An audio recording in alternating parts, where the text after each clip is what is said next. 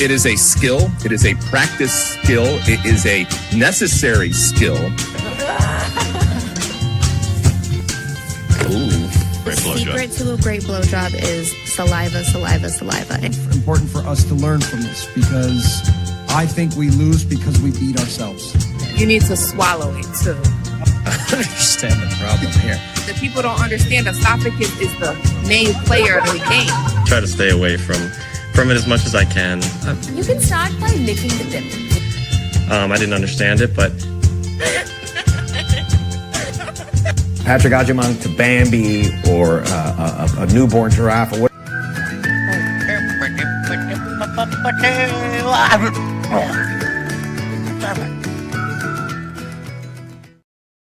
Okay, that was a lot of echo in that. Uh-oh. For me, I think it might be the double screen thingy, right? I don't know. Do you still have visual of the double screen right now? Yep. Hit the hide button. Hide vertical. Okay, there we go. I forgot. I can do this myself. Interesting. All right, welcome to Straight Red Card. So interesting, we were talking about the German word for shop or small store or whatever. And I went to my mom this weekend and I was like, yeah, Brett put up this word. It was like a fucking mile long. I'd never heard of it before. I was like, what did we used to call the small store downstairs on Kurfürstendamm where we would shop for with the little tiny soldiers and the little tiny tanks and all that. It was not a hobby store. I guess they had trains there too, but I guess it was a hobby store. But we used to call it the Soldatladen, which is just our nickname for it, which is like a little tiny little soldier store. But I never really knew what the Laden part was. And that's the tiny store part. I know what Soldat meant. I knew that meant soldier, but I did not know what Laden meant. And she's like, yeah, Laden, this small shop store. Oh, okay. And now that big long word that you put up had Geschäft at the end. And that's just workplace, right? Store, workplace, right? So that part was fine. The other stuff that was added on, I just was like, I've never seen a word that long for a store in Germany in my life. Now, this is going back to when I'm 11 years old. So all from that memory of the small little soldier shop that we used to buy the tiny little plastic soldiers at. Anyhow, so I think Laden or Geschäft would work just fine. But interesting. That little thing brought up a conversation between my mom and I about the small little. You're welcome. Now the supermarket so I would be 11, my brother would have been 8. We would get a list of things to go buy and we called it the supermarket. Supermarket, same thing, right? And we go get the groceries that they wanted. We'd go by ourselves, and I'd go down and get everything on the list. And if I didn't know what something was on the list, I'd ask the lady, and what's this? What's this? She'd say, well, come on here, and she would take me to where it was and say, this is what they're looking for, And I'm going, oh, okay, good. Put it in the cart and keep going. She upsold you too. She sold you like the more expensive one. She probably sold me the organic ones, right? Back in 1982. Grass-fed, organic. Back in 81 or whatever year it was. I think it was 1981. And that was in Berlin. And like all those stores, we were all closed on the weekend and Mondays. So we were always like, oh, is it Tuesday yet? We want to go to the Soldatladen, So, only a 4-day work week there.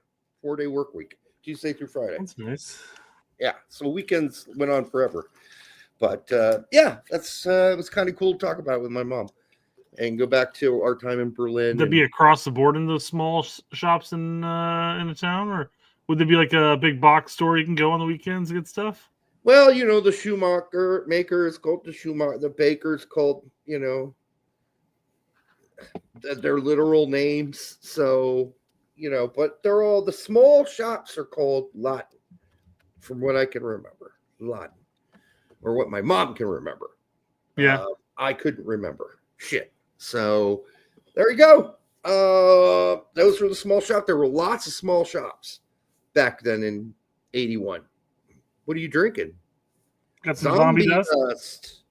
And All then right. to follow it up, what's A V8. they don't have oh, here it is.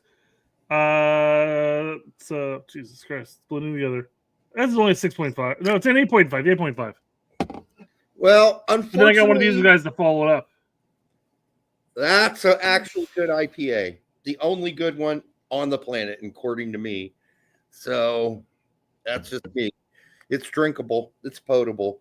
I, unfortunately, Brett, am still stuck trying to finish this 4-pack of the maple barreled qualified quad.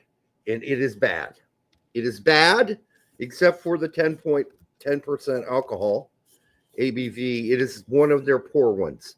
It tastes like straight up like you're eating a stack of pancakes with maple syrup. I got a fun story about booze this weekend, actually, because so my wife has a birthday coming up here soon, but we sort of celebrated with her side of the family for the most part this weekend, because that was the weekend they can all come down. They came down.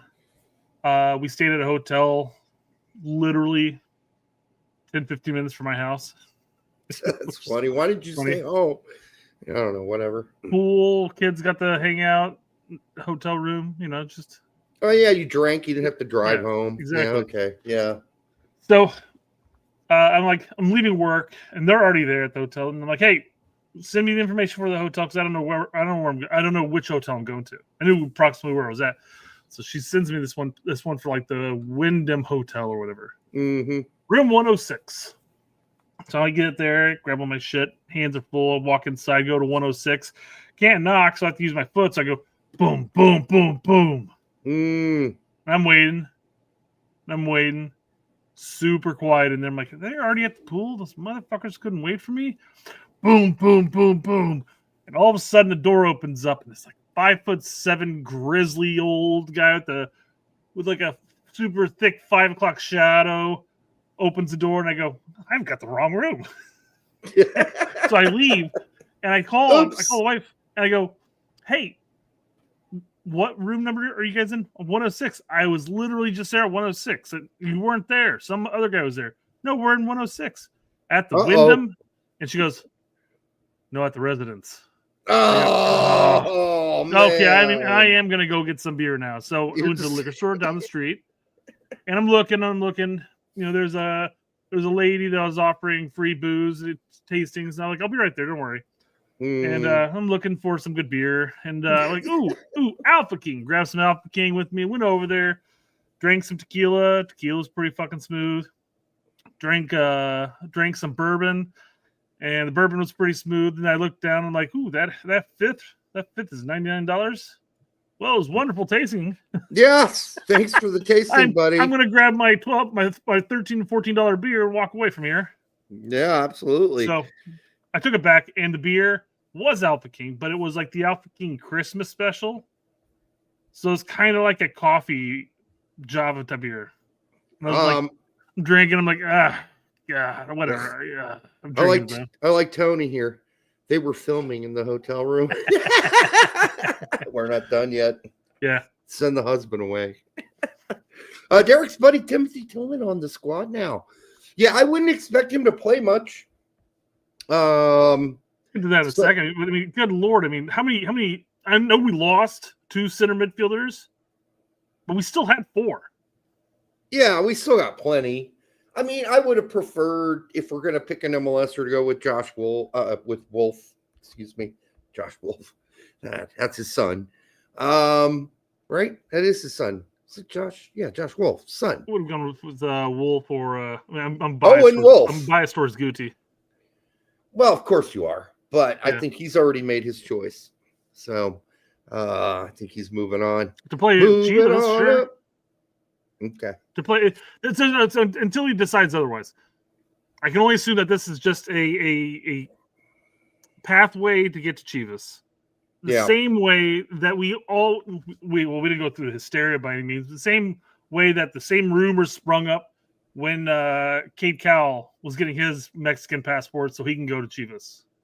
Yeah. And he may choose Mexico in the end. Who knows? But I'm just saying nothing's been decided yet. So Was wondering, since I watched a show about lethal injections this weekend and what that was all about, and then I watched one about the gas chamber. Just kind of upping my research on these things to see how humane they are. But frankly, some of the people they put to death in the gas chambers, I find very little place in my heart for sympathy for them after what they did, which things they did were horrible. But the one thing, this is a weird thought I had to myself, Brett. You know what? I'm not going to die in any of these ways. I was thinking, all right, gas chamber, firing squad, lethal injection, guillotine, and electrocution. Like, okay, I'm not dying in any of those ways. That's not how I'm going out. Probably like a heart attack or a stroke or something like that, but none of those things. An idiot on the roundabout. An idiot on the car wreck, right? But I ain't going out in any of those ways. So you know what? I'm not going to worry about it. Is it weird that I thought that to myself? I'm not going out in any of these ways. You're looking at the electric chair, look at the gas, lethal injection, stuff like that. I don't know. One bullet to the brain. It's just so as efficient. Super slow, like alcoholism. Yeah, says Kevin Brenner. Thanks, Kevin. Wow, I appreciate that. You want me to go out slow and low? Okay. God, I don't know. Yeah, just liver failure one day and you're done. If I haven't died of alcoholism yet, I'm not going to go out that way. Plus, I never get smashed. No one has ever seen me smashed. Absolutely fucking gills drunk, falling over, passing out drunk. Ever. No one. Never happened. So, Been there, did that. Your video is vertical, says Colin Reese. Colin, there's two different guys. Everybody. This is a new thing with StreamYard. There's actually two different features. I selected one that allows. There's a link for vertical. And there's for phones and mobile devices, and then there's the normal link that you watch on browsers or on YouTube, and you can flip your phone and shit. You gotta make sure you click on the right one. You can see it by Colin Anzar's comment. You can see the little mobile device next to the number. Okay. Yeah. Kevin Brenner then says, okay, then cirrhosis. Isn't that the same fucking thing? Liver failure? All right. Anyhow, that doesn't sound great either way. I hope not. I've thought about it. By the way, I would like to get the show done before 9:45. You want to know why, Brett? Why? Because that's when the U.S. and Czech Republic game starts for the U17 World Cup. I will put it on. Yep. 9:45. Well, man, all the games have always been like at 10 in the morning. I don't know why they're at night tonight, unless I read that wrong. Night. Unless I didn't. The game's tomorrow, I thought. I'll look that up real quick, because if I'm not wrong, then fuck that. We'll do the normal. Colin says tomorrow at 9:45 a.m. Oh. No, then. Forget that. So I must have been looking at tomorrow's schedule. All right, so don't worry about it. We won't worry about that. I was going to say, man, I was like, damn, they've been playing every single game like at 10 o'clock. All right. By the way, the Colts won again. They're now 8-2. I watched a portion of the German broadcast for that. And God, when the running back scores, you don't usually cheer for one of the tackles that blocked to get him in. But by the way, we have someone who's half German playing on the Colts. His name is Bernhard Reimer. And he's an offensive lineman. And they would focus on his role in all the blocks that made Taylor make all his big breaks and stuff, which I thought was really cool. Bernhard Reimer. I was say if you and I covered a Mooch and Gladbach game, we'd be really highlighting everything that Gio and Scally does. No, we would. And, it's kind of cool. We got a German on the Colts, which makes them playing in Berlin even more cool this weekend. We all got up at 9:30 to watch it in the morning, to watch the Colts game live from Berlin. My mom was excited, Berlin? Oh, it's in Berlin. It's the Olympic Stadium. I grew up with that Olympic Stadium. I went to the pools there where all the women didn't wear bathing suits on their tops. And I think, kind of sidestepping Colts here, because I obviously didn't watch the game, but sidestepping that, but keeping it in the same sport, IU almost shit the bed. That was an amazing game. They Good won Lord. last second. That was crazy. Barely got his feet down in time. Tiptoe. So Yep. IU, by the way, if you don't know, Brett and I are both Indiana University graduates. So we are living the high life right now on Indiana University being the number 2 football team, college football team in the country. Man, everything's been going good here in Indiana. We had a basketball team got to the finals, Pacers, and the Colts are doing great. And Indiana University. What more can you ask for as a sports fan if you live in Indiana? Not much more. Yeah. All right. NCAA tournament's about to start here soon. The IU will be in there, but Well, we'll see about the basketball team. this is soccer. Talking about soccer. Oh, soccer I don't watch. I don't watch college soccer. College soccer is dead to me. It really is. Best players It's about to get a massive facelift, though. Yes, we talked about that here. Yeah. That they're going to do promotion and relegation. I'll let you in the seasons, yeah. I'll let you know how I feel about that when I see the format. Then I'll know, have a clearer idea of oh, that's genius, or that looks messy, or why did they organize it like that? I don't know. Anyhow, we'll see. I think we all know. You have to play the Fighting Illini throughout the seasons. I think we generally know throughout the last 20 years who the top soccer colleges are. So if they're going to do it like the top 20, it's going to be expensive if they do it that way, because there are some teams on the West Coast that have to be included too. So you're going to do a lot of flying if you're IU to go play some of your games and traveling. So we'll see how that goes. Yep. All right. What else? What do we got to cover, Brett? Well, We got a lot. I got Yanks abroad, obviously, for the weekend. Colin tagged us in a video. Oh, really? Yeah, it has to do with a man who skied down Mount Everest. I watched the video of the guy, not this one because I'd already knew about it, but I did think this man is nuts. Yeah, so I guess he went down the north side of the mountain, which is the stupid side. Don't go down that side. And I guess it took him 4 hours to descend because he was going down. He was doing a bunch of side, very side to side to side. Yeah, you better. I was expecting him to go balls to the wall down the mountain, and it's like, oh, hell no. That's what the snowboarder guy did, and his body's been lost forever. Oh man, dumbass. No, but I mentioned they talk about what was there what's. They asked him about was there anything dangerous about it, and I'm going to play that part here in a second. Yes, but I feel like he was sad because he wasn't able to see Yellow Boots. Yellow Boots has been removed from the cave. Oh, sad face. Yep. So he's no longer a marker there. I mean, they just ruined their tourism now. Why else would you go to Mount Everest? There's plenty other dead bodies all the way up the mountain, Brett. Plenty of other dead, and they added some more this year already. So. Yeah.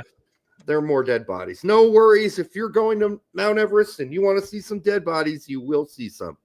You might even see some fresh ones on the day you climb the mountain as you go up or come down. Yep. All right. You're not going to play this, are you? I'll play one little clip. Yes. I don't want to get in trouble for this shit. It's a short clip. Okay.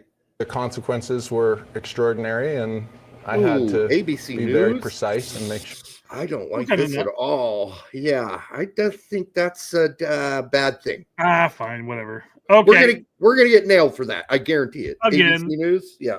Basically, the guy was like, "Oh yeah, you guys have been training this for 5 years. Was there anything dangerous about it?" And the guy was like, "Yeah, just about everything was dangerous about it."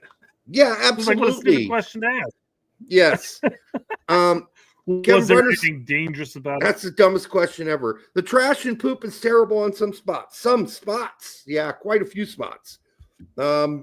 Luckily, the poop is frozen, like the dead bodies, so they don't stink. They're You know not what they need to rotting. do? They need to go up there. They need to build a platform that kind of goes over a cliff, and you just poop down off the cliff.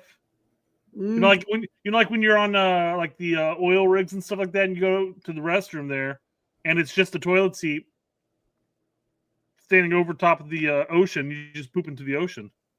What they need to build is a poop chute that goes all the way down the mountain, right? Several poop chutes. And after you're done pooping, you have to scoop your poop into the poop chute, and it slides all the way down the mountain and into some sort of thing where they can take it and tow it away. Because you could do that. That's possible. You just Vaseline up the poop chute. You know what I mean? Sure you do, Brett. Yeah, I wasn't even paying attention to that until you said that. I was like, all right, just wait. You just wait till it freezes and you shoot down the chute, right? I get you now. But it's frozen, so it'll just slide all the way down the mountain. If you got to grease it up a little, though, you know, you got to always grease up the poop chute. No, you don't. You don't always have to grease it up. That's not true. Okay. We're talking about. I imagine you kind of want to, you know. Jeremiah, what we're talking about is cleaning up Mount Everest by building a giant poop chute in which the poop is put into, and it goes through this tube all the way to the bottom of the mountain to get it off the top of the mountain, and you clean it up, right? And it lands in some sort of container, and it's taken away. Instead of all that poop on the mountain staying on the mountain, which is what it's doing right now, thousands and thousands and thousands and thousands of poops are up there right now, and they need to be taken off. All right. Yeah. What else we got, Brett? We got some Brazilian jiu-jitsu videos here I wanted to play. Okay. That's very soccer related. It is. Well, that's fluff, just like Mount Everest is soccer related. Yeah, but we're 22 minutes in. We better start ending the fluff. Yeah, we got this is all planned out. This is all planned. If you didn't waste like 10 minutes talking about the U17 game tonight, we would have been fine. Oh, that took 2. That's unfair. Totally unfair. All right. This is a sparring match right here. Just a little training, but it's it's a dude versus a chick. Okay. And when you talk about grappling, I just feel like it's to some extent it can get a little weird, don't you think? Yeah. A lot of positions, head and crotch areas. Okay, yeah. Well, here, what's that? Okay. What is she supposed to do now? What's she supposed to do? Sniff his farts. Sniff his farts. Up. Yeah, that looks really weird. Now what are you gonna do, buddy? All right, that's very weird. Well, then here's the thing. He's like bouncing her up and down, stuff like that. What if she slipped and then she landed on her head? I mean, that couldn't have felt good. Hey, man, it's just practice, right? This is practice. I'm sure that none of them were taking it that seriously, but that did look like she was giving him satisfying him. She was about to pull out the rusty trombone on that first. Yeah, around, man. Yeah, eat his butthole. All right, what else we got? Well, she's just sitting there going like, "The fuck am I supposed to do now?" It looked very tossy salad-esque. Yeah, very, very good. Okay.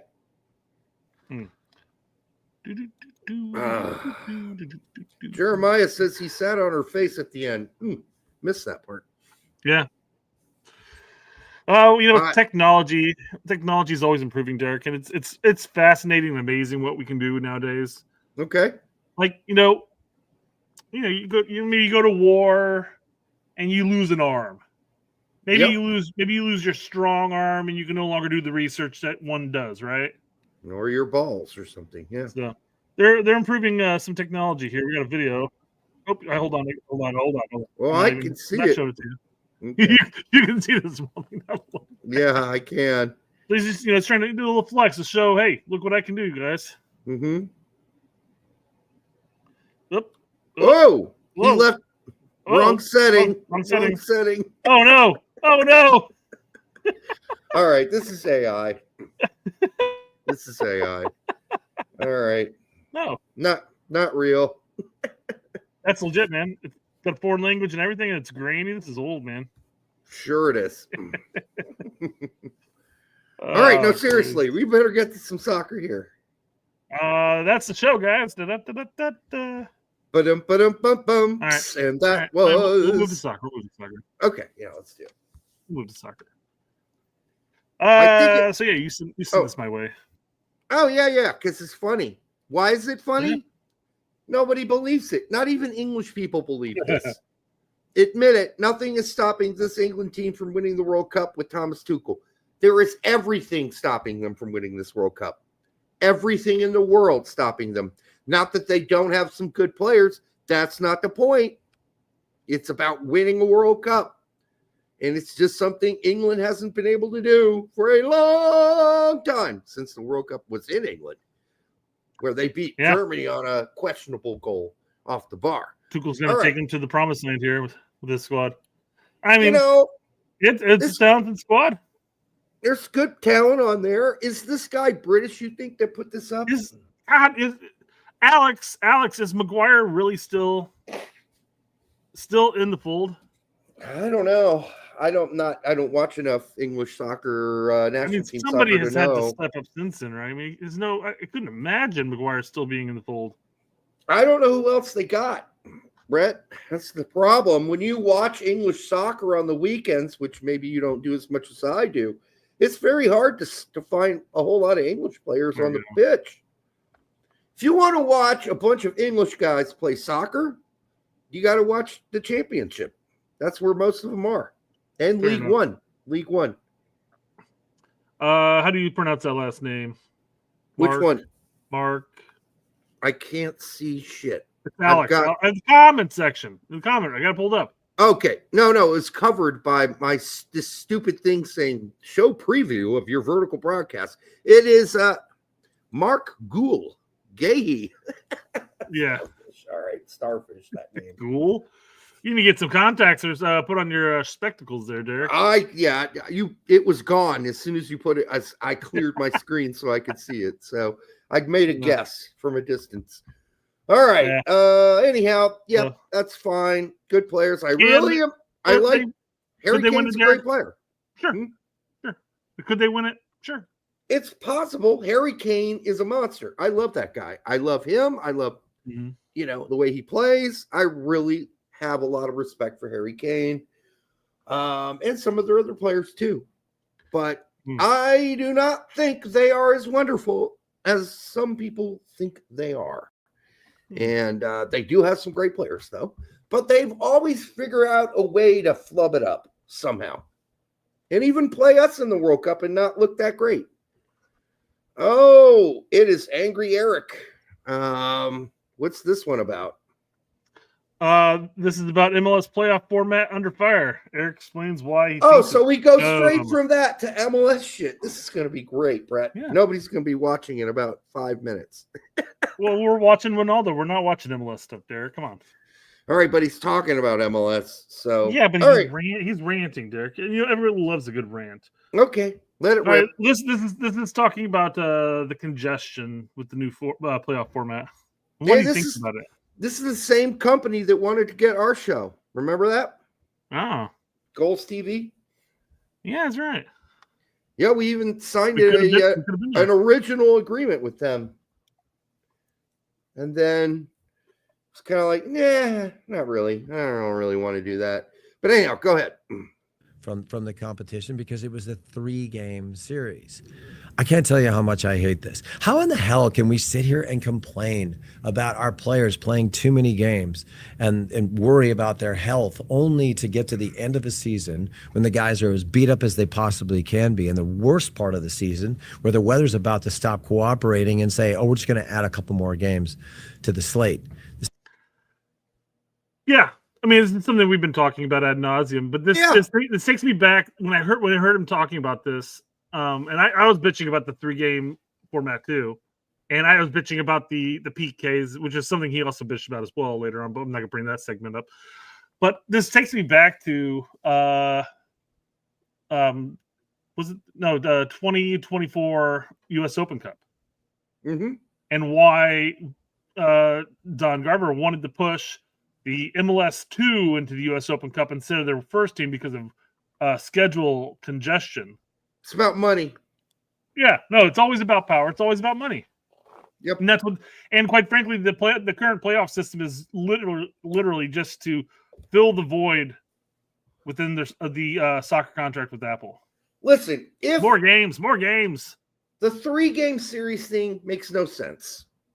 If you're going to do 3, you play all 3, and you take the aggregate. Unless the first team wins the first 2 games, they get 3 points for the wins. It's 6-0. There's no way the other team can come back. If there's a tie, they both should split the points. All right? It makes sense. 1 point each. Go to play the second game. It's a tie again. Now they both got 2. Now we go to the third game, and that's the only game a shootout can happen. If they're tied, they go to a shootout. That ends it.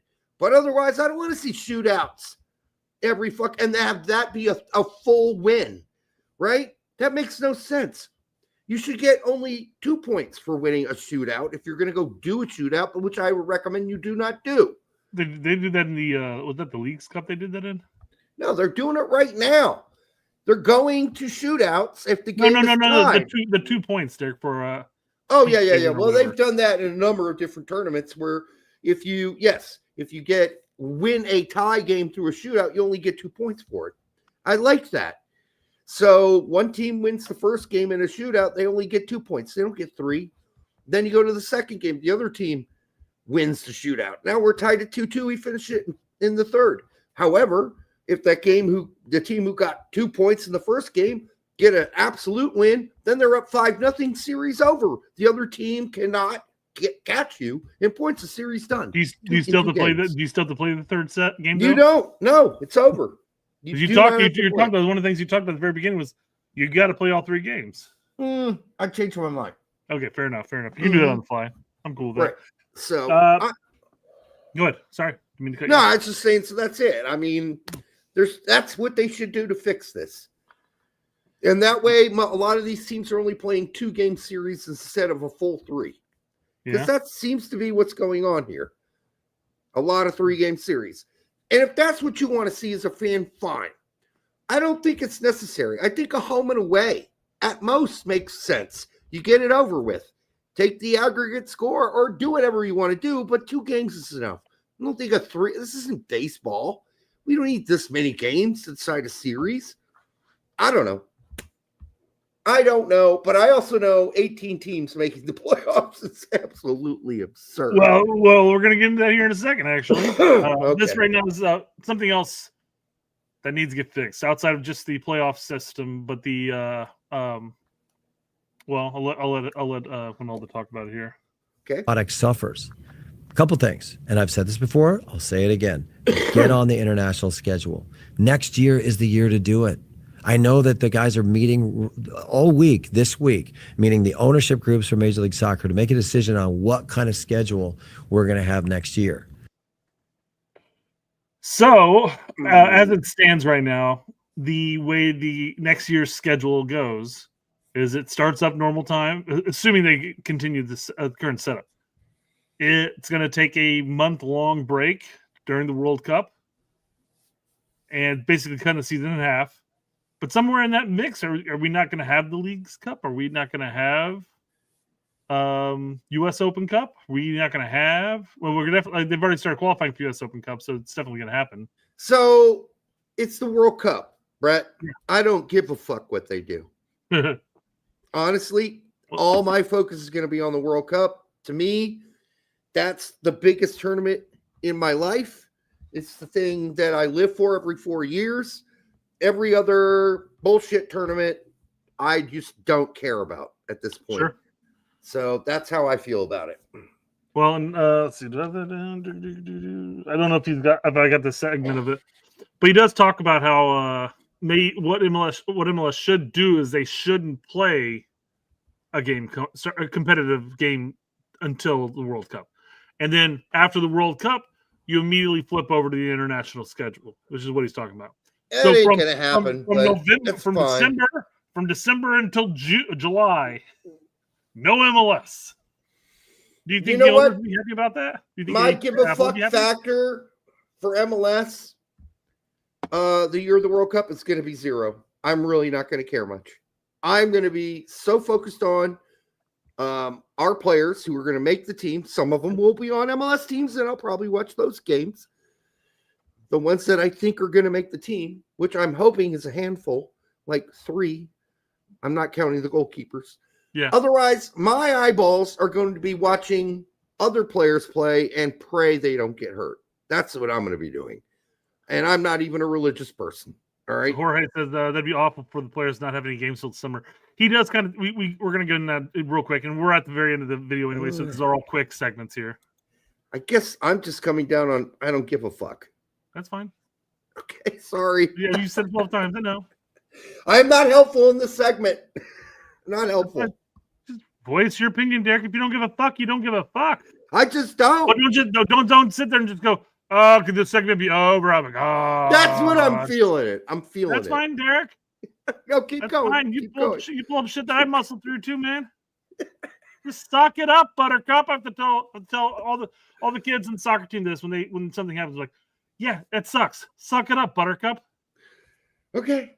Yeah. Keep going then. Please end my misery. I'm going to drag this out a little bit longer, Derek, because I know you love the segment so much. Stop being a dick, Brett. Here we go. We're going to play the next clip. And this is a topic you actually talked about previously, so you might like this one, Derek. I might, yeah. Or maybe you won't, but we won't find out until I hit play right now, okay?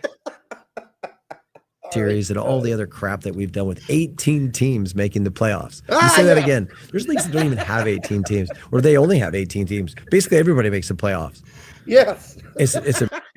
There are some leagues that don't even have 18 teams. That's true. You have 18 teams that make the playoffs.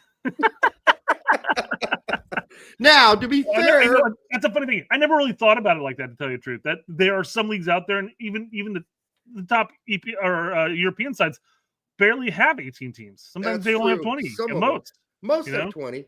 But well, how many teams are in MLS right now? 4,000. 31. What are we up to? 31. I lost count at some point. I'm just like, fuck it. They're adding all these teams every year, which is fine. They're making all this money. I don't know. Fine is the word I'd use, but they're making money from it. With the big fees. We got 15. There's 30. There's 30. Okay, 30. So still more than half. Half plus 3. Almost 2/3. Make the fucking playoffs. Almost 2/3. And you know what? This was the first year Chicago made it in practically 15 years. Well, and if they cut it off at only the top 4 from each conference make it, they would have missed it again. I don't know what the solution is, but I think 18's too much. Maybe 16? Can we cut it by 2? Sure, just remove the ninth place teams. Yep. So 16, I would. Who needs a wild card playing at that point, right? Yeah, fuck that. Yeah, come on. Those are extra 2 game or an extra game. You ended the season below 500. You're making the playoffs? What's going on here? It's ridiculous. So obviously, the reason why they have 18 teams making the playoffs is because they don't have promotion relegation. So though once you're no longer in contention of the top 4 spots from each division, what's the fucking point? Right. They need to still have a carrot out there so they can jiggle your nuts a little and let you know, are you saying there's a chance? Oh, yeah, there's a chance, man. The teams between 10th or 8th through 10th came down to the final match of the season. Yeah. So it made every game, especially towards the end of it, important at the end. Now, so that's the only reason, because the NFL only 14 of 32 make it. That's a lesser percentage. It's not above 500, right? Yeah. Can we get somewhere around there? Maybe. I don't know. And frankly, at this point, I don't care. I just don't give a shit. I am so done bitching about this because we did it for years as they expanded. We've been saying this for so many years. Too many teams make the playoffs. When you got more than 50% of the teams making the playoffs, it's too many teams making the playoffs. Where is the punishment for failure? Where is the celebration of success? There isn't any. So, yeah, you can be a complete disaster half the time or more and still make the playoffs. Yep. Last clip, and then we're done. Okay. Most important part will be the guys that have a chance to play in a World Cup need to be in Europe. They need to be in better environments than what Major League Soccer is able to provide anyway. That's my opinion on that. If you're trying to prepare for a World Cup, the last fucking thing you need to do is to play in Major League Soccer games in May. You want to make sure you're going to fail? Do that. That's fair. I mean, but I don't know how many MLS guys are going to be on the team yet. I mean, we don't know. Like, Poach is completely unpredictable. Yes, it could be that Berhalter, Roldan, and a bunch of other dudes make the team. It's very possible that could happen.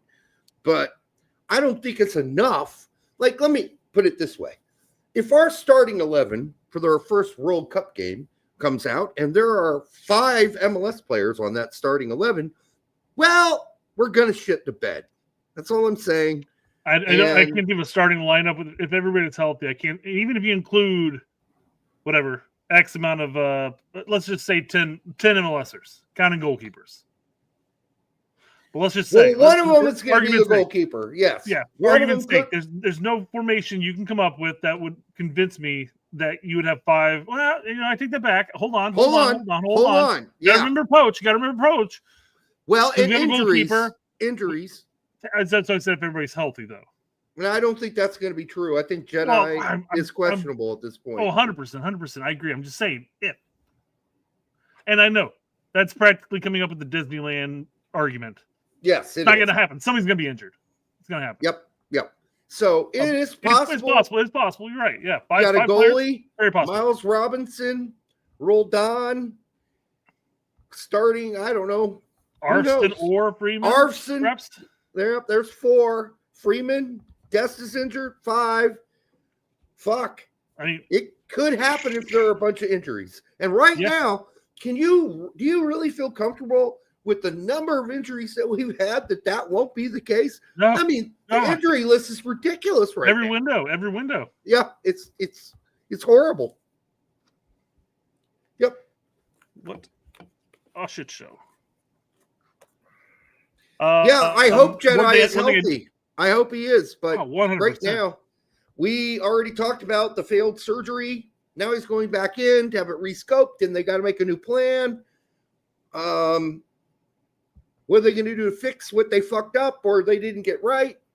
But yeah, it's not good. It's really not good with Jedi. It's I'm concerned. I'm very concerned, and so is Fulham, by the way, and my team. That got their ass clobbered this weekend. Yes, by Everton. I'm concerned. Yes. So part of that segment that Winalda brought up was transitioning over to the international schedule.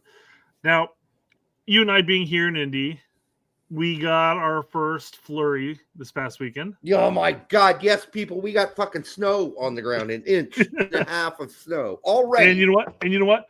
Dude, I almost got fucking clobbered by it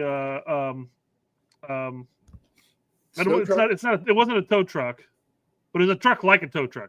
This guy fucking turned down Cumberland trying to beat the red light and just started veering back and forth right towards me. I was like, I'm just sitting there like, I'm gonna get clobbered here. Doomed. But he missed. Thank God. People in Indiana, for love of all that's holy, don't know how to drive when the first snow comes. Yep. First snow comes, they're like, oh, what is this white stuff on the ground? I'm just gonna hit the brakes as hard as I normally would. Idiots. Slide. Idiots. Yep. So me bringing this up, it's November 10th. Indiana's got its first snow, but guess what? Our friends to the north got some snow too. Got clobbered. And they had to play their final, the CPL final, the Canadian Premier League final. The Canadian Premier league. Let that sink But in. hey, you know what? They ended up scoring off of a bicycle kick in the final. That's pretty fabulous. That was cool. Yeah. I like the fact they played it. You could have Yeah. hung it up and said, nope, not going to play this and this shit. But then you'd have to wait and wait and wait because it looks like we're going to have a really bad winter. Yeah. Up north here. Yep. And a long one at that. Green Great Basin just says the other stream bothers me. LOL. Which stream is that? Our vertical one. Oh. Yeah. I don't know. It wasn't our choice. Choice. I don't have to have it. The reason I have it is I haven't pulled it. I didn't think it was going to be like this, though. I didn't think there's going to be two different streams and it's going to cause this much hysteria. Yeah. I may have to get rid of it just for that reason alone. Mm-hmm. It does make it nice and easy. If Derek and I ever wanted to snippet some short segment here, like when I was being a dick to Derek in that Win All This segment, and post that as a short. Not that brought many people to our channel, but I don't think they'll get it. But yeah, culture, man. Yeah, but it would make it easier for us to transition that segment of the show to a short. But yeah. I can't believe on November 10th, I was outside scraping my windows already. We're not even in fucking December. Like a lot of years, like we were hoping for snow on Christmas because that's cool. But we usually don't get any snow until January. What the fuck? All right. Derek, bye-bye. Hamster, go to... Oh, this looks like it could be a commercial for something. Yeah, I think maybe you're referring to X-Hamster? X-Hamster? Oh, that's Harmster, technically. I don't know. Maybe he was trying to make sure that, the bots wouldn't find it.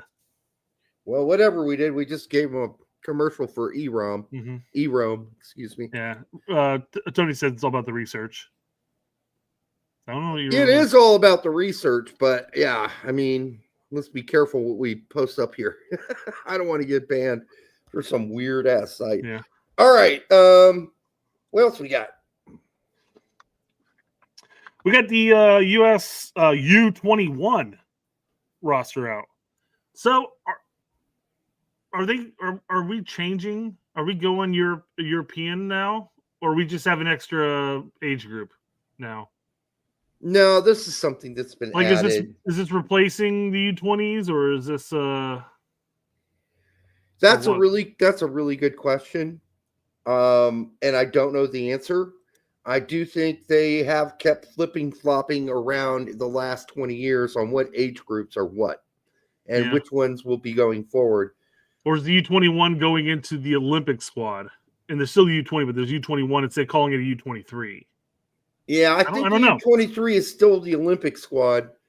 But listen, I think 2 to 3 year separations make sense, but it keeps changing. So here we are with the U21 team.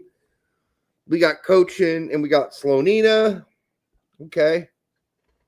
Believable. Well, yeah, I mean, that's nice good to see Gaga brought into the fold again because he's definitely not doing shit at Chelsea. We'll see if Barcelona yanks Cochin out again. We'll see. We got Reed Baker Whiting from the Sounders, Noah Cobb, Brandon Craig from Montreal, Ethan Kohler from Verl. Okay, I know Verl, and I know Verl because another American played there. And then I recognize the name from all the other youth teams. So, yep, wasn't he with somebody else besides Verl? He used to play for like Frankfurt or something like that at one point. Isn't he on loan to Verl? Maybe. I believe so. I'll pull it up and take a look. Yeah, I think he's on loan to Verl. Okay. You can keep going. I'll pull this up. Well, King Kello says for $1.99, Corn Hub is banned in Indiana. Dummy, remember? Yes, but not if you have somewhere else to surf from. So and it doesn't look like you're from Indiana. So it's not really banned. All the kids know how to get past it, right? Everybody does. So stupid ban. Kohler's from Bremen, and he's on loan to That's Verl. Verl, yeah. I can't remember the guy that used to play at Verl, the American who went to the Bundesliga Pokal Cup last year with a third division. While you're thinking of it, I'm going to read this one. Julian Vivas for $2 says, "Is Gaga coming back to MLS?" No. One, Chelsea's not going to release him like that. He's just going to go loan army to loan army as long as he can get a loan. But somebody's got to want him. So that's the other thing. How far down do you think they would allow him to go? I mean, that did League One, I guess. Mm-hmm. Yep.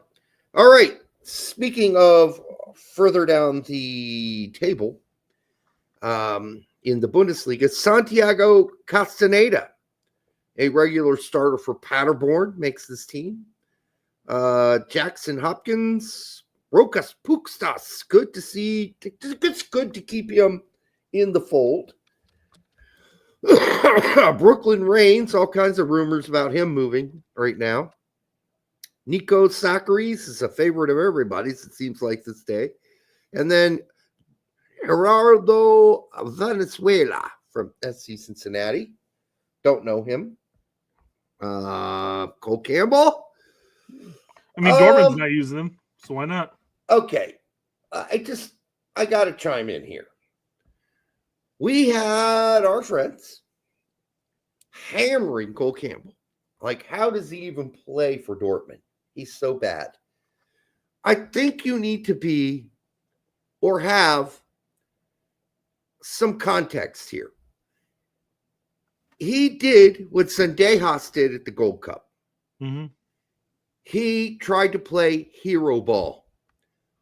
And it failed miserably. Yeah. The reason he plays way better for Dortmund in the times that he gets to play for Dortmund, or did, because he hasn't since he got back, is that he didn't play hero ball. Hero ball, when you play it, can make you look like a really bad player. And that's what he did. So I'm not ready to just discount Cole Campbell yet. I think he tried to play hero ball and it backfired on him. And it made him look like a really horrible player. I mean, I don't think he's that horrible. When he's with Dortmund, he's much more of a team player. You know, he is a just a get the ball, go down wide, lay it in type of person. He doesn't try to do too much. With the U.S. squad, we had mentioned it during the U20s and everything, that it just looked like he approached and said, "Dude, I fucking play for Dortmund. Yeah, I'm the guy on the team. Watch me go. And I'm going to try to dribble past four guys." Didn't go shit. No, it makes you look horrible. I don't think that's a reflection. He should learn from this. Zendejas learned from it. And he's not a horrible player, but boy, did he look horrible. When he wasn't a horrible player, he looked horrible. So let's not. It's an easy thing to do when you try too hard. When you try too hard, you look like shit. Damian Downs on this team. He's still getting some minutes here and there. Kinkella says, that's why I said go to E-Rome by X Hamster. Okay. Fair enough. It didn't say hamster, though.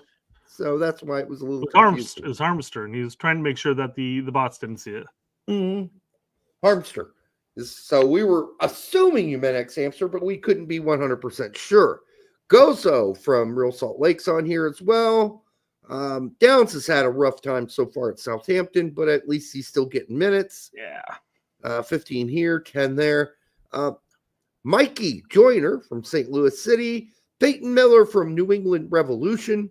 And Darren Yappy from Colorado Rapids. Some of these guys I have not watched or seen because I do not watch MLS Next Pro and refuse to. So there we go. You only got so much time on your hands. I don't have any time for that. I'm out of time. Time is finite. I swear to God.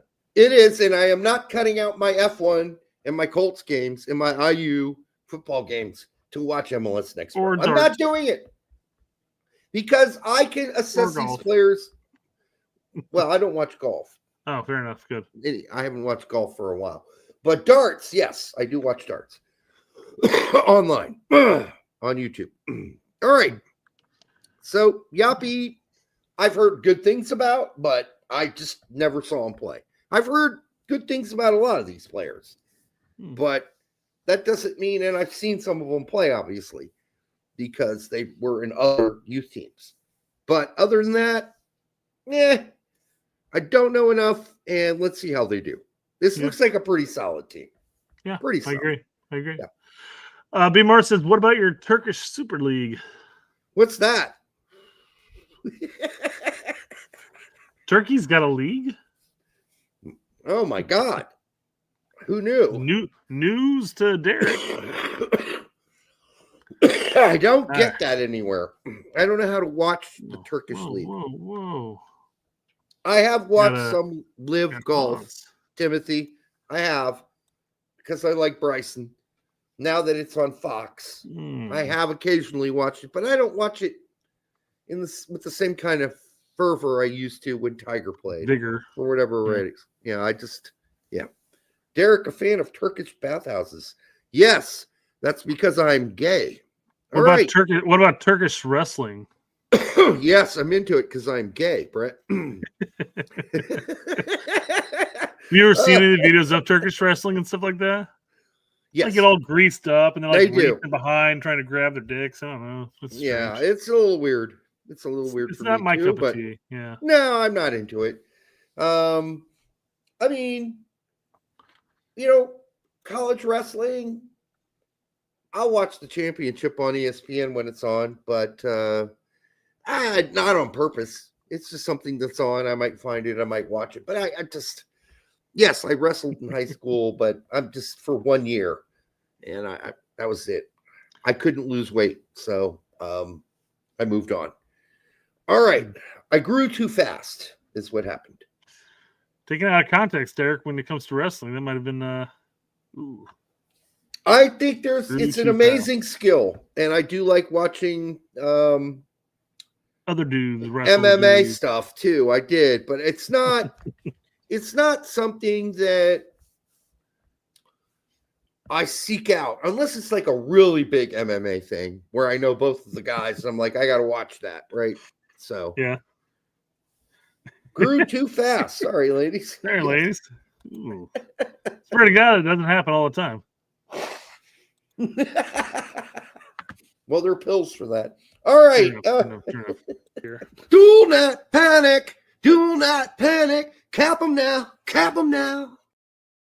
Oh, great. Larry's drunk and he's here. Hey-o. Awesome. All right. 17-year-old American Brit Dual Nat right back with a 9/11 birthday that's got to play into the psyche a little. I doubt it. 17 years. Yeah, he wasn't alive during that time period. Clean sheet. No, it wasn't. Clean sheet for current U.S. national team, former British youth national team, Kean Barrett Underwood, in his starting debut for the Sheffield U21s, were first place in their division. Apparently deserved for the attacking-minded right back. Can I just say this, Brett? You might. You could. He's 17 playing in U21. I'm just going to say it right there, Derek. That's good. I'm not complaining about that part. Okay? But the number of players who have played for Bundesliga and English teams and are nobodies now, and they played in the youth leagues, they're numerous. And that is because in England, unlike in other places, let's say Holland, the two teams in Holland play in Division 2, Division 3. They play against grown men. In England, they play against other youths. And that's just not a real big way. It's not a great way to evaluate talent of a 17, 18, 19-year-old. We're doing that. We're doing that. We're doing that at the MLS Next Pro. So clearly, England's got it right. Oh, yeah. We're following the England model. It's fabulous. We're having youths play against youths, although they did get rid of the Ute thing in MLS Next Pro because now There's no longer an age gap in there. right, you can be an old man and play there, which doesn't make sense to me, but okay. Whatever you can do to have these younger players play against grown men is good. It's good. They'll learn from the grown men. Pros, you would think, you would hope, by playing against better opposition and older opposition and wiser opposition, they will learn from that. If you're in a U21 team in England, even if you're 17, you're still playing other 17, 18, 19, 20-year-olds. It's just limiting. It's limiting. Okay? Yes. Utes. Tax Brazilian Ghost got the reference. I thoroughly appreciate it. Yes, indeed. All right. What is a Ute? Yeah. How tall is Pete? I'm not sure. I don't know. Larry said, sorry if I was hard on Pete. And I said, if you were hard on Pete, that's between you and him and the sheets. Very good, BMR. Very good. Yes. Yes. Yeah, the two Utes. Yes, good pickup there. I don't know how tall Pete is, but I do believe he is taller than Tact. And I do believe Brett and I are taller than both of them. How's that? But we're large. I'm a large mammal. Brett's even a larger. We got a 5'10", 5'10". We have two 5'10s in here. Okay. I have not stood next to Pete, so I do not know the answer to that. Yeah. So Brett is what, 6'2"? 6'2". Now you look like 6'2.5", but then again, I've shrunk since the younger years when you still look taller than me, but it didn't look this bad. It looks worse now. Old age, your bones shrink. I'm shrinking. I used to be 5'11". Now I'm 5'10.5". What the fuck is going on here? Kevin Brenner's 5'12". He's 5 foot tall with a 12-inch penis. All right. I see what you're doing there. All right. Dual neck. Panic. Cap him now. Cap him now before Argentina or Mexico get him. Rocco Rios Novo, 23 years old, has taken over the starting spot for Miami. If he continues to perform, it wouldn't be surprised me if they go after him. Why wouldn't we go after him at some point?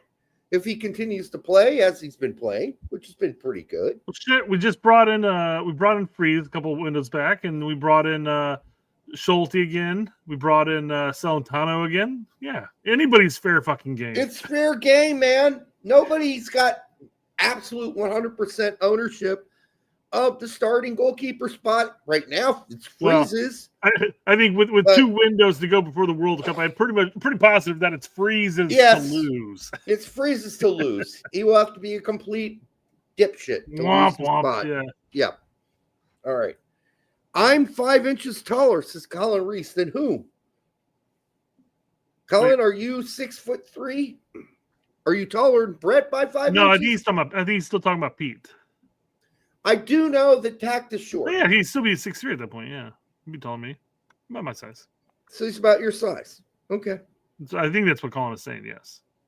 So or maybe he's saying 5. If he's 5, Colin, if you're 5 inches taller than me, then you'd be you should have been playing basketball instead of soccer. Yeah, no shit. So if you're 5 inches taller than Pete, that means you're about Brett's size. 6'2", means we're all large mammals, all of us together. And some of us are larger than others. Yeah. Well, your mother's been telling stories about me again. Sorry. What the fuck? There's it's a Braveheart reference. He's like, we gotta build spears, long spears, twice as long as the man. He's like, that long. Some men are longer than others. He goes, your mother's been telling you stories about me again. Broken Furnace Recording says, I'm 5 inches taller than a 7-foot poodle. Nice. No, he's 5 feet taller than a 7-inch poodle. All right. He's 5'7". Hey, listen. You got what you got. Listen, if you're short, fine. I do have to say, Wait. Is Poodle the name for your male member there? Is that what you're trying to tell us? could be. 7-inch Poodle? It's pretty impressive. I do have to say, at 5'11", 5'10 and a half, I usually am taller than most of the people in the stores I'm around. Certainly all the women and like 80% of the men, even at 5'11". I just started recently noticing that I'm actually taller than most people around me. Well, I mean, do you ever see the videos of people like going up to the girls at the bar scene and stuff like that and say, "Hey, what's your ideal man?" They're like, 6 foot, or it has to be bigger than 6 foot. Yeah. You know, and they give all the other criteria. And they're like, well, just going off the 6 foot, you have like a 4% chance of finding your ideal man. Yeah, good luck. You Primarily just because shaved it down. Yeah, I mean, and by the way, there's a lot more people less than 6 foot. Basically, is what they're saying. I dated a 6'2" basketball player, IU women's basketball player. Yes, that was crazy. Yeah. My friends used to refer to her as they used to call her an Amazon, and I was not really that happy with that comment. She's so big, though, dude. Yeah, she's tall. What? She's bigger than you, man. She's like an Amazon. What? Okay. All right. She is taller. She was taller than me. Oh, well. I don't know. I don't know. At the time, I never really replied to it, but I thought about it. I'm like, wait, is this an issue? Rocky says dated or downloaded. No, it happened. Yeah, you got to remember the time frame, guys. This is before downloads on the internet were a thing. Yeah, we're talking the middle to the late 90s here, right? Yeah, this is pre LimeWire. Right. Amazons are real, says Colin. Well, I mean, yeah, I just took offense a little to them calling her an Amazon. I thought that's not a very positive thing to say about somebody who's just tall. And she's a woman and she's tall, and that makes her an Amazon. I thought, all right, well, where would have been less offensive if they called her the 50-foot woman? Or Wonder Woman. They could have called her Wonder Woman. Wait, hold on. What is Wonder Woman? She's from Amazon, right? She's an Amazon. Yeah, you're splitting hairs with that one, Derek. Come on, man. Yeah, I know. I'm just trying to think of a positive way. I don't think they meant it in a negative way. What they were basically trying to tell me is I look small next to her, or short. And okay, that's fine. I already know that, dickheads. I'm only 5'11". She's got 3 inches on me. What do you want me to do about it? Anyhow, we'll let bygones be bygones. All right. I'm trying to. There's a word. What is the homunculus? That's what it was. You were her homunculus. I was her homunculus. Oh God. All I know is I had enough to please her, and that's all that matters, folks. Like, I may be short, maybe short, but not where it counts. I'm not that short. I fucking was 5'11" back then, for Christ's sake. Easily. I wasn't shrinking yet. All right. All right, let's pull. Yeah, Bandit, all 2 inches of me. When I pumped, it sounded like this. But it's all about the motion, right, Derek? It's not about the size. It's the motion. And this is what it sounded like, Brett. Wicked, wicked, wicked, wicked, wicked, wicked. Instead of the whack, wank, walk, wank, walk, wank, flap, flop, flop. This is the comic book. These are the sound effects that would happen. Yes. No, I don't really not a fan of wiki, wiki, wiki, wiki, wiki. All right, God damn it. Where's this show devolving from? All right, what are we doing here? Where are we already back going to next? Is that the problem? What? Are we already back to fluff? Is that what's happening here? No. We just did some fluff on accident there. All right. Tom Bogert says Columbus Crew's elimination means Darlington Agmia's plays his last game. Okay, well, that's great. Salute to a certified legend. I mean, yeah, certainly he could have been more of a U.S. men's national team player, but he just didn't want to play for us, right? So no, he did want to play for us, but he didn't want to make the There trip you and go. ditch his family and not play. And he was fucked over too a few So times. he's like, dude, what the fuck? I'm not gonna make this trip just for that shit. So I know we used to compare Musa to Nagbe. I have to say, I think Nagbe could have played anywhere in Europe for the most part and never did. I really believe that. I think he had the skills. Anywhere. Well, okay. If he's going to play in the Gotta suit Premier his skill set. in the Premier League, he would have played for a bottom table team for sure. In Bundesliga, I think he could have played in the Bundesliga.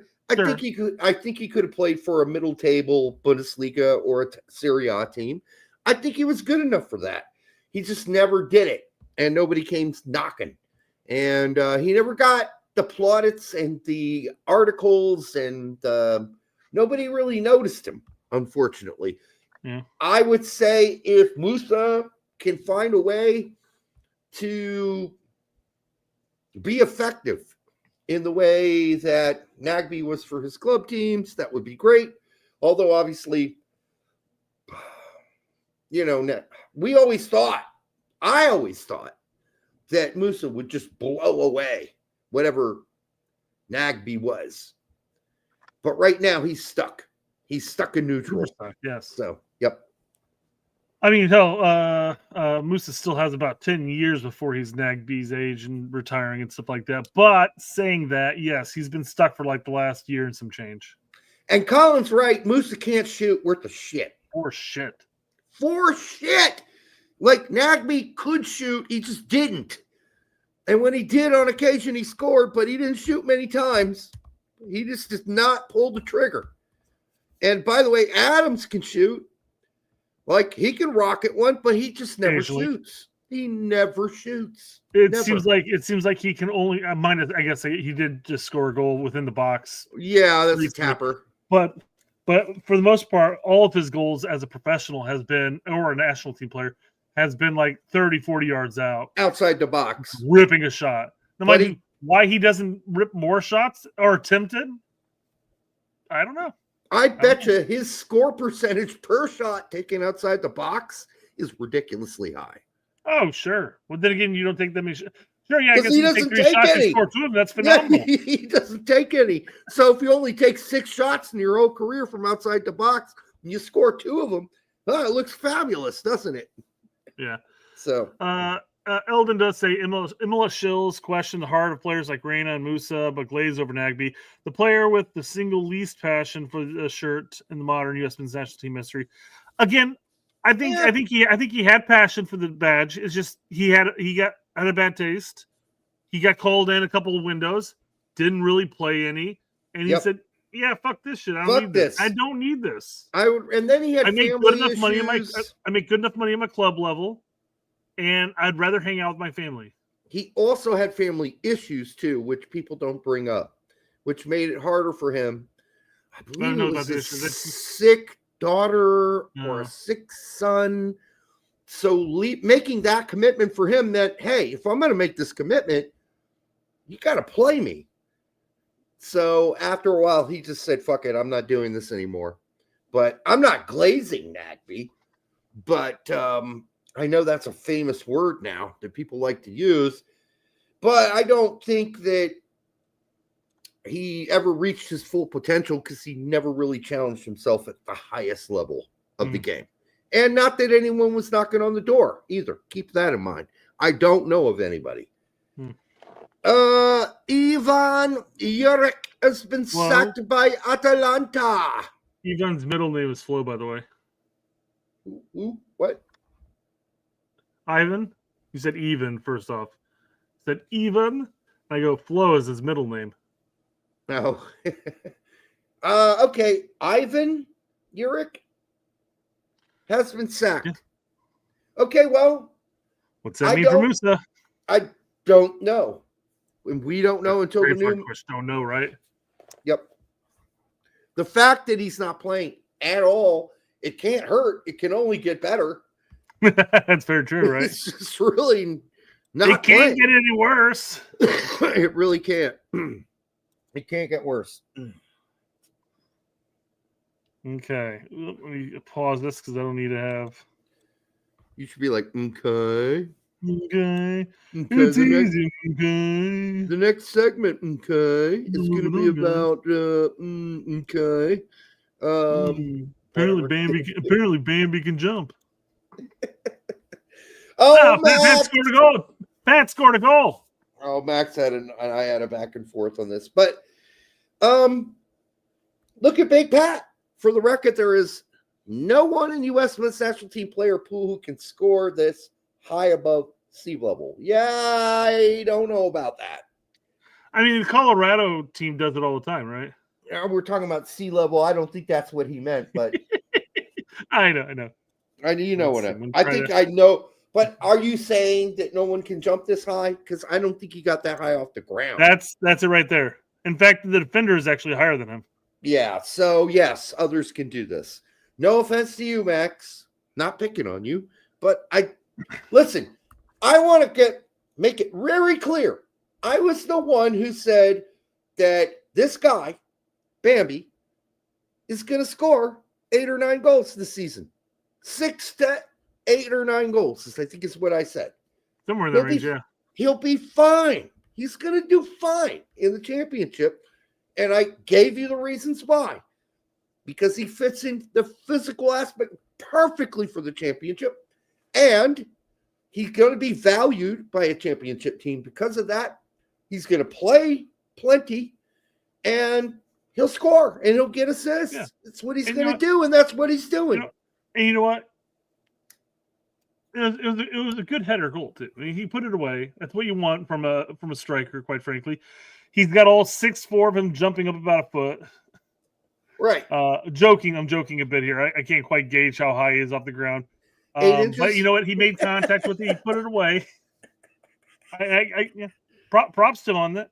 That's what you want. That's what you expect from your. Again, he is 6'4", right? 6'4", 6'3.5", something like that. That's what you'd expect from a tall striker. So that yes, they're going to start lobbing him balls, put him up there.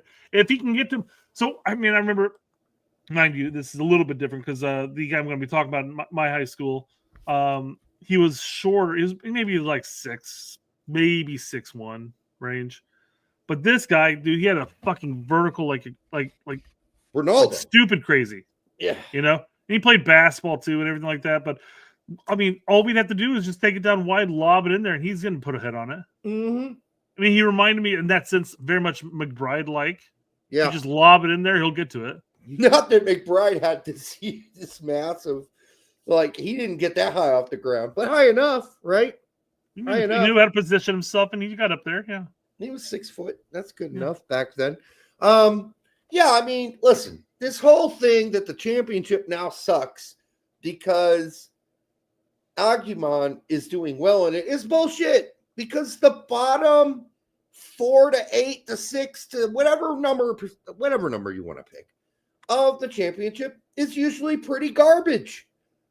You are going to get at least 14 to 16 games a season where you're playing against garbaggio teams who should be in League One but aren't. Will be. But will be soon. Some of them will. That, yeah, you're going to be able to do this. Like you got 24 teams in this league. 24. And the bottom 6 or 8 of them suck. They're garbage generally. Pretty much hot garbage. So, yes, you're going to score. The bottom 6, 8 teams in the championship, in my opinion, are League One quality. League One. That's 3rd division, England. So, yes, I thought he'd be fine. He's going to be fine. He's going to score, and he's going to get assists, and he's going to play. His physical stature and his basic skill level is going to be good enough for the championship. And they're not going to be at the top of the table, Derby. They're not going to be at the very top of the table. But as long as they're hovering around the middle, they're going to beat some of these shittier teams down at the bottom. Yeah, they're currently listed at 10th right now. Blackburn's down at 19th. But quite frankly, they're only 4 points off of being like 11th. So, right. Yeah. I mean, it's early in the season. I mean, the only teams you really have to concern yourself with being bottom of the barrel would be teams like Norwich, right? Norwich are such hot garbage right now. Such hot garbage. They suck so bad. I am not going to watch another game. I watched another one this weekend. What am I? Some sort of masochist? People were saying that I was a glutton for punishment when watching Sargent score week in, week out. But now I'm just like, ever since that last window with him, I'm like, dude, I can't devote any more time to it. I've got to move on. I can't. And then I stopped watching him, and all of a sudden, Norwich just suck. So I kind of blame myself for this a little bit. All right, well, that's like if I were to sit down and sacrifice my life and watch them, they'd probably start winning again. It's really an existential egoist comment, Brett, but that's all right. I'm a quite a humble person, Derek. Come on. Right. Well, I don't know. You were attributing. Maybe I should have said transcendental. Some magic powers to yourself. Dude, it happens with technology with me. Like people are like, oh, this doesn't work. I walk into the room and it magically works. I don't even have to touch it. I don't have to do anything to it. I get phone calls. They're like, hey, this thing on my computer's not working. Wait, now it's working. I'm just saying. Yeah. Oh, by the way, I've got an aura about me, I guess. Daniel Rivera with a request. Ivan Flo. There we go. All right, what else we got? Yeah, Sargent without a goal in the last 10. Like, his confidence has been destroyed since Poch said, go away forever. He did get an assist. So I don't want to. And he could have taken that himself if he wanted to, but he played the extra pass. He did the Ted Lasso, which got them the goal, which they ended up losing regardless. It didn't really matter in the end. And I want to be really clear. The reason that Norwich suck has really nothing to do with Josh Sargent. Okay? No. Let's be real fair. Not saying that Sargent's been absolutely balling either, though. I don't want my friends in the Sargent world, and I do have some, to think that I think that he's the reason they suck. They don't. No. That team sucks. And that, however, ends up being a really bad decision by Sargent, by the way, because his stock is going to fall. His value is going to fall, probably. And he's not going to make as much money as he would have if he would have gone to Bremen or wherever. What was it he was going to go to? Can't even remember what the rumor was. Wolfsburg. Yeah, Wolfsburg. So I don't know if those offers are going to come after this. It is a bummer. It really is. I agree with you. Oh, no. No, the best he's got looking forward at this point would likely just be a move to MLS at this point, because he's going to be either picked up by another EFL side, or it's MLS, quite frankly. There might still be a promoted team that might take a chance on him, he'd have to start putting away some goals here. Yeah, it's really crazy. As bad as the bottom of the table is, that he can't score against some of those teams, but then they are the rock bottom worst team in the fucking league. They are the worst. You've been watching him more than I have. It'd be really dependent on the type of balls that Sargent's getting. Well, he's not getting enough. There we go. So there you go. So it's ugly, ugly stuff. Sorry, I'm not shitting on Sargent. To my Sargent friends and my Sargent connections, not doing that. That's not what I'm doing here. But I am being honest. This ended up being a really bad decision. And I think if you're a friend of his or you know him or whatever, not saying who I know, it could be anybody. It's just that didn't end up being good. All right. So Pepe bench for Goose Till. Of course. Up top a little over a month now, and y'all want him to start over Balogun. That's not Pepe's fault. Listen, Till has been awesome. He's been really, really, really good. You don't yank a guy and take him off the field to put Pepe on when they're on a hot streak. That's no manager takes a player on a hot streak off the pitch. It's not happening. It's not Pepe's fault. It's not Bosch's fault. It's just the reality of how things work out. And right now, Till's hot. You don't take a hot hand off the pitch. You just don't do it. He'll get his shot. Till won't be hot the whole fucking season, one would think. But if he is, Pepe's going to have to wait. And I don't think that has... You're one of the top teams in Netherlands. I mean, he probably will continue to be hot for a long while, actually. That's my guess. Maybe. That could happen, Brett. That is true. It could also not happen. Could be other guys start scoring instead of him. Yes, you can't blame Pepe unless you want to blame him for his inability to stay healthy. And if you want to blame him for that, go ahead. This probably Till would have never got a chance to do this, but for Pepe's injury. There's predictions that there's going to be a Pepe Tanya Harding incident in the future. So Pepe's going to have one of his buddies hammer one of Till's legs sometime in the stadium and with a baseball bat. Yeah, I mean, listen, and to make the condemnation of Pepe, I feel like this is kind of what it is. Oh, Pepe's so garbage, Till's taking his job. So all you guys were saying he's better than Balogun. You fucking idiots. That's what this sounds like to me. And my reply would be, no, Till's been hot as fuck. He has earned the right to stay on the field until he's not hot. And that is not Pepe's fault because he was injured. Unless you want to blame the injury on Pepe. And to say that Pepe doesn't bring something different to the pitch versus Balogun. I mean, it's not like Balogun's hot as shit where he's at Monaco either, people. He's not on he just fire. Scored. He did just score. Yes. Agreed.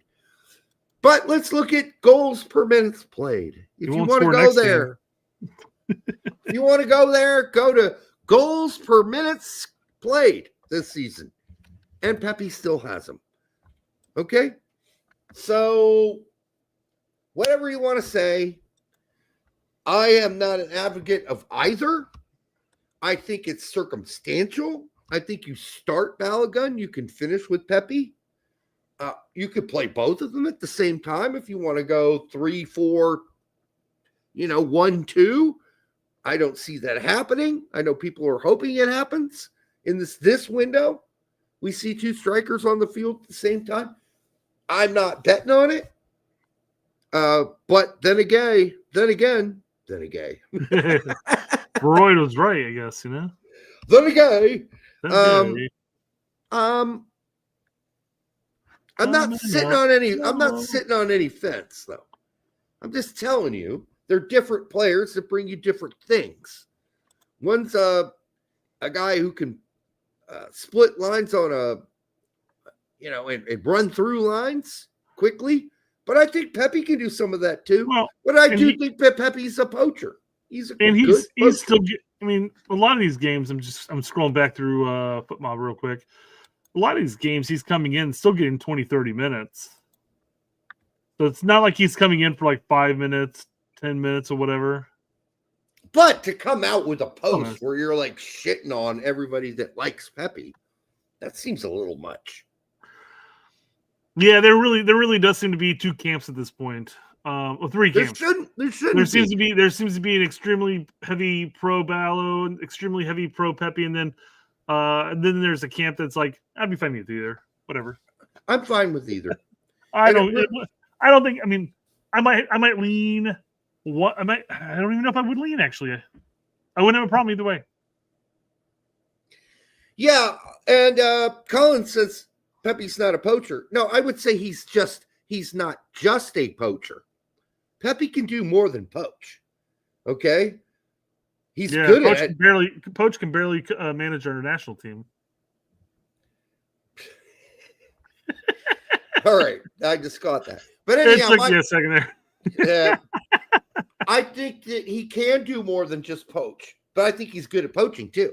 I think he's good in the air, which Balogun is not. Is not, yep. But Balogun can run lanes faster than Pepe can.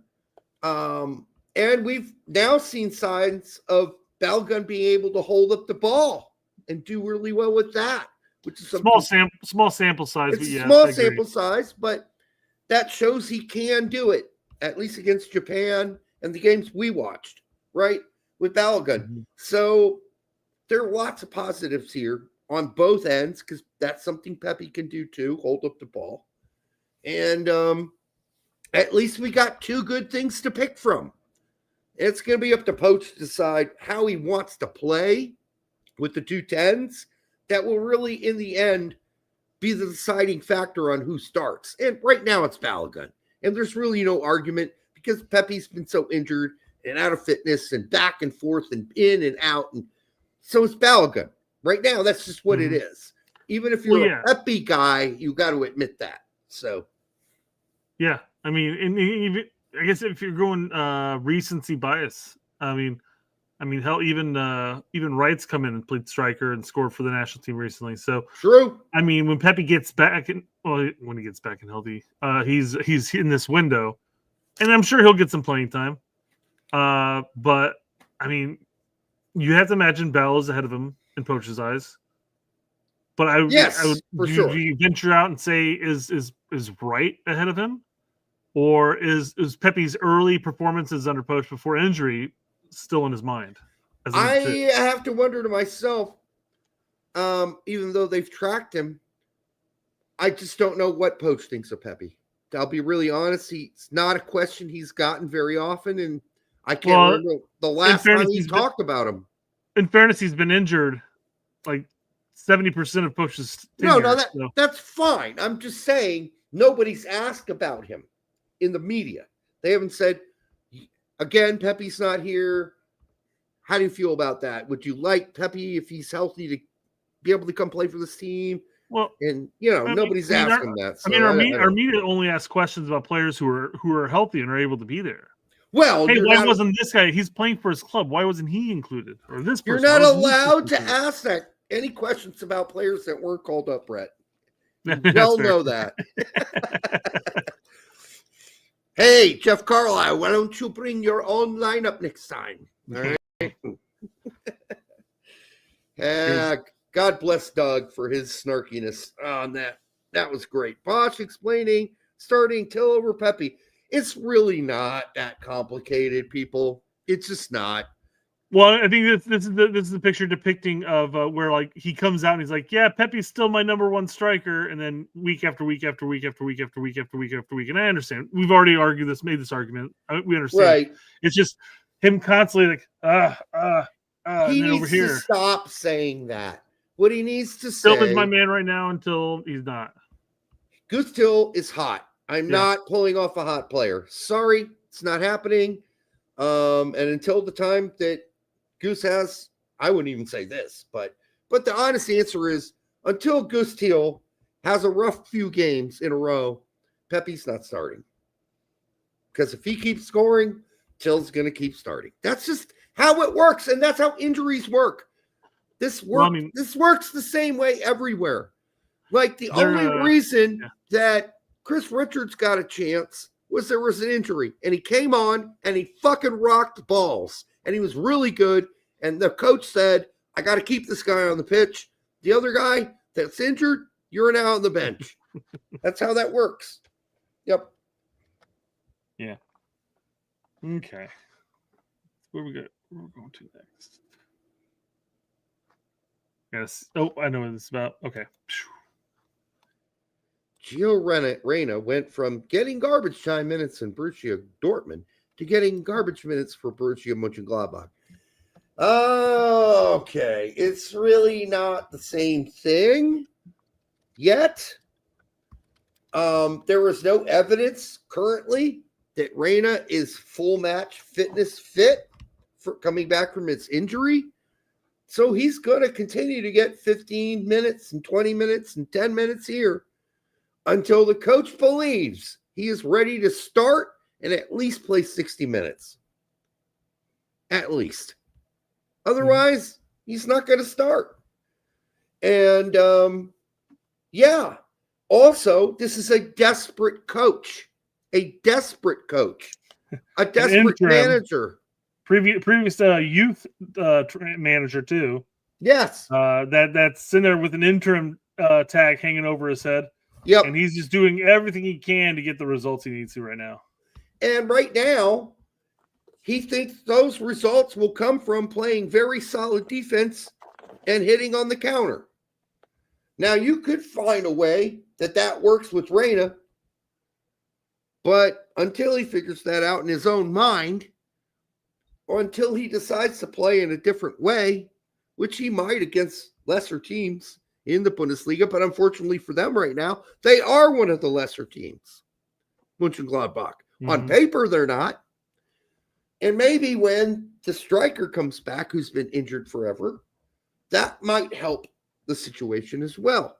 We don't know all the details and facts, but I do not want to call what he's getting garbage minutes, Tack, because honestly, we don't know how fit he is. Right? We don't. Maybe he's not ready for anything more than 10 minutes. And so we'll see. He did, when he was healthy, get a full start. And immediately after getting that full start, he was out injured. So maybe he's still, can we give it another few weeks? Well, I think the other big thing to take into consideration here is just the difference in attitude. Quite frankly, not like he's got an attitude problem, but how he every time you used to see him at Dortmund, he was kind of like isolated. He was kind of alone, kind of sulking. Here at Gladbach, he's not. Every time you see a photo of him, he's usually pretty chippy. He's laughing. He's celebrating. That could be being next to your best friend and all, but it seems, even though it's a stone's throw away from each other, it seems to be a definitely grass is greener on the other side, even though he is still getting bit minutes. Yeah. Now, as far as how much time Reyna's going to get in this window, it sounded via the interview with Poch that was not going to be a whole lot of time. But I mean, here's the issue though, because we kind of brought this up whenever we briefly talked about Tillman in the beginning. We have Luna, Aronson, and Gio as attacking options. Now, of course, you could, in theory, throw Haji Wright in there too, but it's going to act as a second striker more so than anything. That's a distinct possibility. Or you play a different setup than the 3-4-2-1. But if you're going 3-4-2-1, you play with those two attacking options. I mean, you'd be pretty hard not to get at least 20, 30 minutes each match for Gio. Well, from your lips to God's ears, Brett. That's all I hope. I'd like to see 15 or 20 minutes each game from Reyna at the very least. Hell, I'd love to see him start one of those games. But based on the press conference, thank you, Green Great Basin. It was not an interview. I mean, he was interviewed. He had a press conference, to be clear. I'm not sure that's what we're going to get, because they said the main objective of bringing Reyna into this camp was not his playing time. It was to get him adjusted to the new culture that they have built, this grand spanking new culture of anti-Berhalterism. Well, I mean, to be frank, though, they did the same thing with Dest, and Dest actually started a match. So. I need you to not be Frank. I need you to be Brett. I'll be Frank, you be Larry, okay? Fair enough. All right. So, Derek, you did send me that Gio interview, not the presser about Gio, but the interview with Gio. Yeah, we can't play that. In Blazers. We could play it, but do you have timestamps? I don't. Okay, then I'll get rid of it. So, what Gio generally said is he's doing fine. He is happy to be where he is. He's happy he was called in. And he's just ready to, nothing really breaks in those, right? Nothing breaks in those interviews. So, well, he had a hot topic that really made its rounds, although I'm sure it was seen as a nothing burger when talked about it. Yeah. Was whenever they were talking about, like, oh, Gio, Was the possibility of you coming to MLS really a thing? And he's just No. like, no, it was never really a thing. I didn't know anything about it. Which we did play last show, by the way. Yeah, we talked about that. Yeah. Yeah. And we talked about how, like, well, guys, it could be this, two things can be right at the same time, right? The agent at the time may have been fishing, and Gio may have had no idea about it. Right. Are we going to try to put together an 11 here? Starting 11? We can at the end. That wouldn't be too hard. We are at the end, I'm guessing, aren't we? Yeah, shortly here. Yeah, okay. This is the last non-main topic part.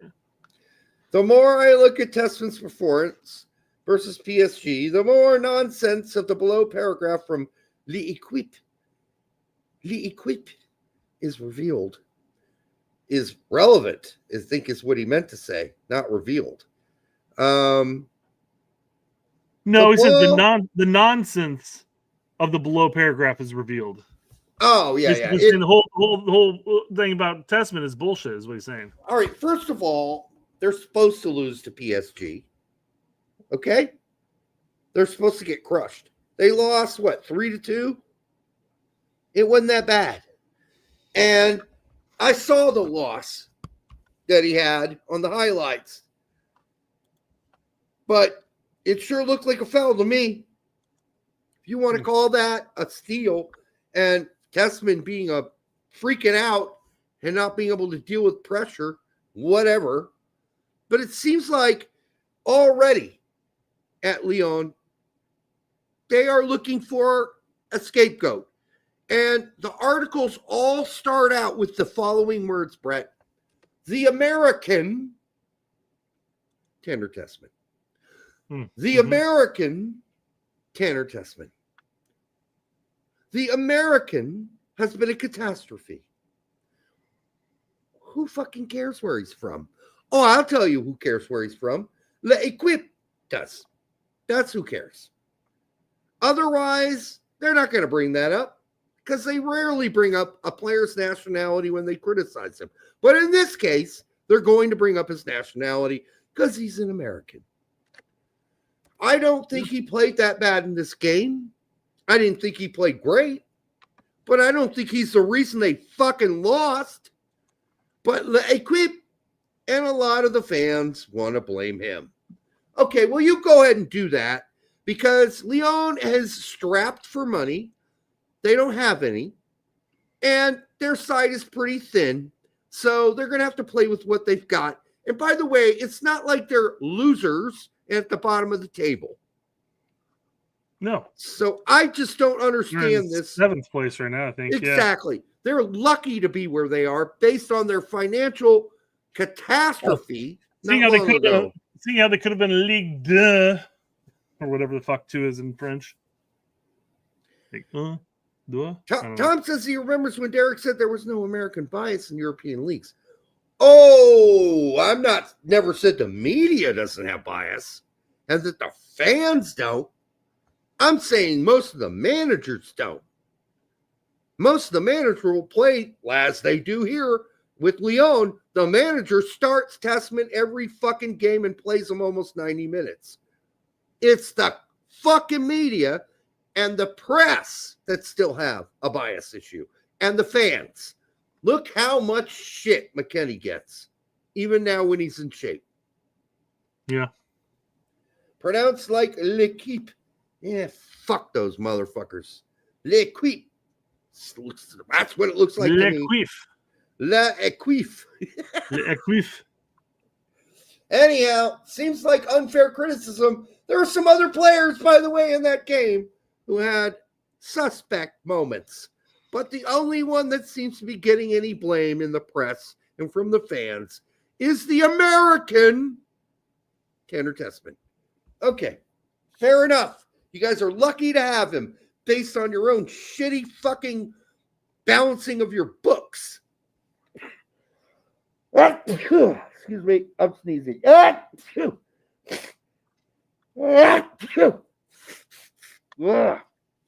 my God. Woo. So in U.S. soccer news, Derek, Timmy Tillman has taken the place of Tyler Adams and Sean Zawadzki. Zawadzki, thank you.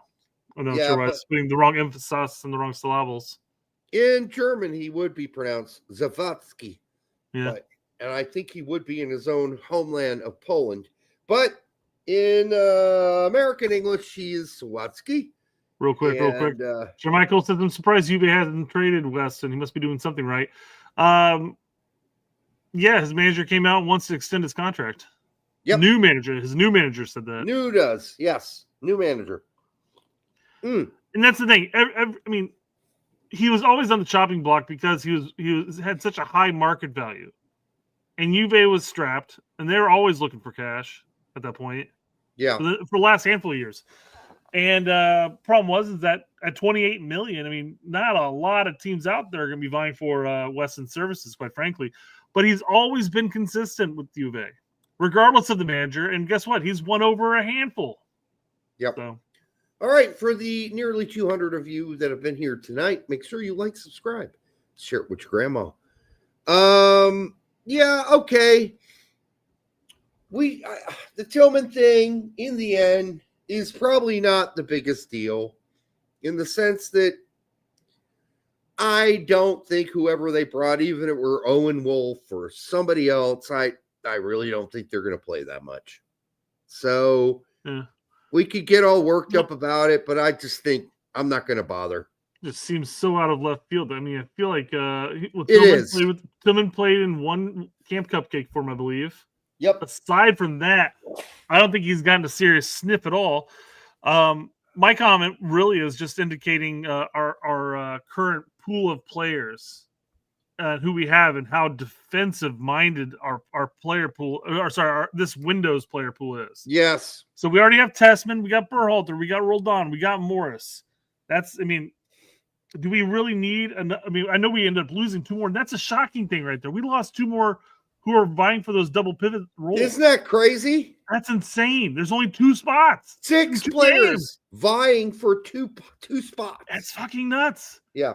So we have 4, which would make you think that they could just shuffle between them. So why would we need to bring another center midfielder in who could play kind of more of an attacking midfielder too? He could. Tillman could.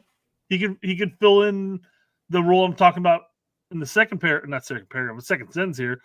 But as of right now, we only have Gio, Luna, and Aronson as our creative 10s or our creative attacking midfielders. And people forget that throughout most of Tillman's youth career and time in 2 Bundesliga, he played attacking midfielder.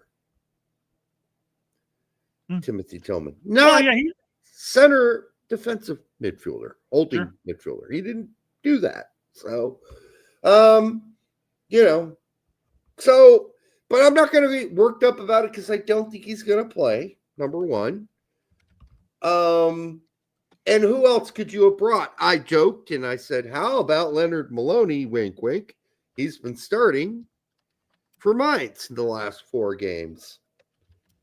That didn't get much traction, but it is what it is. Gutierrez says Smiderslauten might have a better shot at Mexico with them needing some attacking talent in the midfield. Yeah, maybe so. Maybe so. Yeah, and again, until I see any form of inkling that he is vying for us, I keep saying vying. He is interested in playing for Mexico. Outside of saying that he's keeping the doors open, I'm assuming the whole point of getting the passport was merely just to get that transfer to Mexico to play for Chivas. Yeah, and it could be one leading to the other. We'll see. So time will tell. Timothy Tillman can play a 6, 8, or a 10. Let's be really honest. But then again, so could Owen Wolf. But either way, I'm not going to lose sleep over this because they're not playing. They're not going to play. And if they play, it'd be like 10 minutes, 5 minutes. And none of them are going to make the team for the World Cup. Timothy Tillman is not making the team for the World Cup. Neither is probably Maloney. Neither is anybody else you want to bring up. They're not making the team. So it doesn't matter. It really doesn't matter. I don't know who else he could have brought. It's a longer flight for Timothy. And they usually, when they lose a player this late in the call-up, after they've already announced the team, they always go domestic. Always. Berhalter used to do this too. They would go domestic. It's an easier turnaround. 100%. It's an easier fix. They're like, a 30-minute flight usually away, or a 2-hour flight, not a freaking 10. Yeah. Yeah, that'd be like the games in Chicago, and you have to fly from Indiana to Chicago. I mean, that's what you do. You wouldn't drive there, by all means. But although it would take you less time to drive to Chicago than it would to drive down to the Indianapolis airport, wait for your flight, fly into Chicago, get your bags, and then go. You might as well just do that shit. But, well, yeah, it's a short flight. Like when you fly from Indianapolis to Chicago, you get up in the air, you get horizontal, and then it starts coming down, descending. I mean, that's how fast that flight is. I'm pretty positive that the plane just drives down I-65. Yeah. It feels to me like when I've done this flight many times from Chicago, we lift up from Chicago, we flatten out, and then we're descending into Indianapolis. That's exactly. It doesn't even. They don't even take away the seatbelt sign. It's like you always have to wear a seatbelt because it's like you go up and down. Yeah. So for Gucci, it would have been a very short flight. So Zendejas did play on Saturday. That is correct, Tony. Let me see. How many minutes? He was part of the this group of players who were recovering that are coming back to playing. So that's a main reason why he still wasn't in contention. Right. He went 45 in a loss for America against Toluca. And I don't know how soon after an injury. Right now, he's not fit enough to start for America. So I guess they're being very, I would have to say that this is very, very, very cautious from Poch. Anyone who's been injured in the recent future is not coming, except for Reyna. If you've been injured, you're not coming. So, all right. USMNT national team prospects and Pete chimed in with a potential 2-striker play, which we did. Didn't Haji come in and play with Ballo for a hot spell recently? Yes. Yep. So he played as a second striker. He played as a 10, but he pinched in. So that's a 10. Or a second striker. Yeah, it gets really blurry. There's no point in making a distinction there. But if we come out and play a 3-4-1-2 and an outright double striker setup, would that be awesome? Would I like it? Yes. Is it going to happen? I doubt it. Not as a starting setup. I doubt it. In the current roster, who's playing your CAM? That one. The double CAMs? No, in the 3-4-1-2. Well, let's assume we play Ballo and Pepe. Who's your one? I'm picking Reyna. Yeah. Yeah. But that's just me. It's just me. If I have to pick between Aronson and Luna, I'm going with Luna. I'll tell you that. Because Aronson can't finish. Luna can. Aronson can't finish. He can't finish. All his goals are weird, fluky bullshit. Bounces in the box. He has his assist level for 2 seasons with Leeds is egregious. I'd go with Luna at that 10 spot before I go with Aronson. But if you're going to let me pick, I'm picking Reyna because I want to see him get a shot to show his value. Because I still believe the player I saw 3 or 4 years ago, 5 years ago, somewhere in that carcass is still that player. I think that player still exists. How does that player just disappear? I don't believe a player like that can just fizzle away. I don't believe a player who is one of the best players in the Holland and the era with Dortmund, with Bellingham and Hall. I don't believe that player evaporated and is no more. I can't yet believe it. I can't. I can't see how that just disappears. And usually when it does disappear from players with high ceilings, it's because of injuries. Have the injuries done this to Reyna to the point where he is no longer and can no longer be the player he was? God, I fucking hope not. No, Is it possible? It could be. But here's the thing: we've in the limited playing time, even at Gladbach, we've seen flashes of it. It's still there. It's still there. He needs playing time. He needs to recover. That's all it is. Yep. Get the mojo. And I don't see a loss of mojo. When he has played for Gladbach, I still see glimpses of the mojo. I still see it there. I just need to see it over 70 minutes, 80 minutes. I need to see the mojo over more than 15, 10. Mm-hmm. So this might be the chance, but based on Poch's press conference, I'm reserving my hopes to see much Reyna. I really am. We'll see. Freeze. Yep. And it's a 4-3. Okay, so the 3-4. So Ream, and based on the way Ream played this weekend, but I think he will start anyhow. And of course, Richards, and then Trusty. Richards isn't here. That's right. There's no Richards. So Trusty and McKenzie, right? I would think that Miles plays, oddly enough, Miles might play over Trusty. Here's the situation. Trusty is a left center back. Or a center back, but not a right center back. So Ream would have to, Miles could play right. Ream would have to move to the middle. I don't think that we're getting rid of Ream. No, I don't think Ream's going anywhere.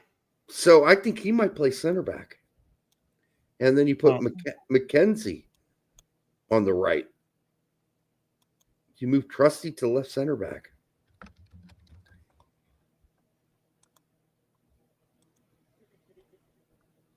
Who are other options here? We got McKenzie. Let's just assume. But McKenzie's the left center back too, though. I know. And Reeves not playing right center back. That ain't happening. Who's our other people? Who's our other center back options? Scally, I guess, but who else? There we go. I'm going with that one.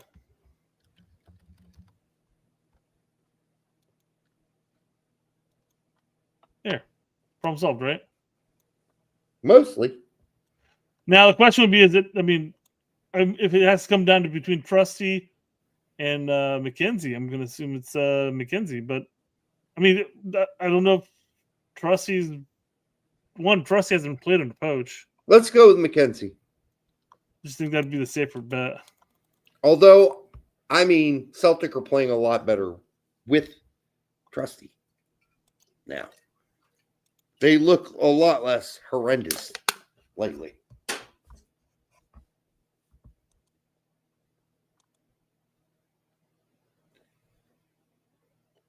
But so Trusty, Miles, and the people saying Miles for Scally are probably right.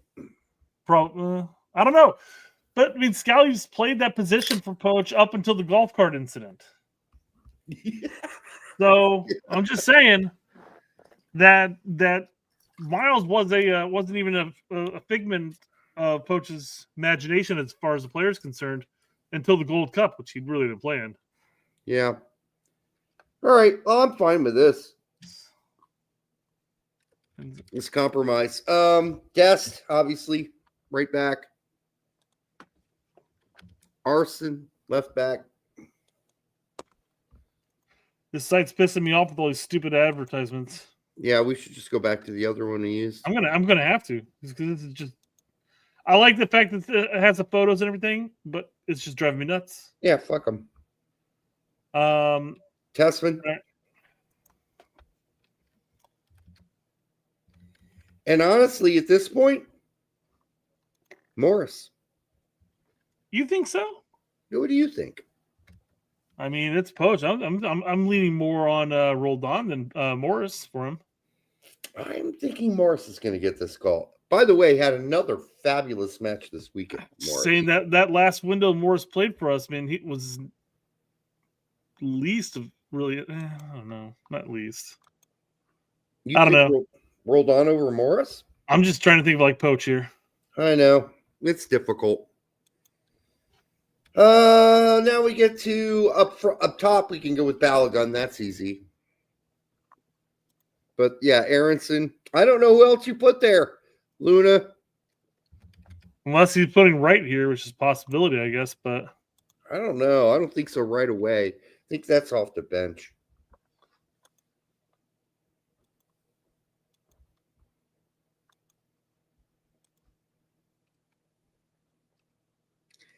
God, I'd rather have Reyna than Aronson. God help me, I would. Again, this wouldn't be my pick either. No, it wouldn't. I would love to see Luna and Reyna play together. That would be fucking awesome. Yeah. And then bring Aronson on when you got a 1-0, 2-0 lead. Close it out for the last 15 minutes, 20 minutes. This Aronson thing is... No offense to Aronson, but... Larry, I am not 5'8", you fuckface. All right. I mean, guys, looking at this, is there anybody that you'd have over what we picked? I mean, obviously the Miles talk is a possibility. Fucking K commercial.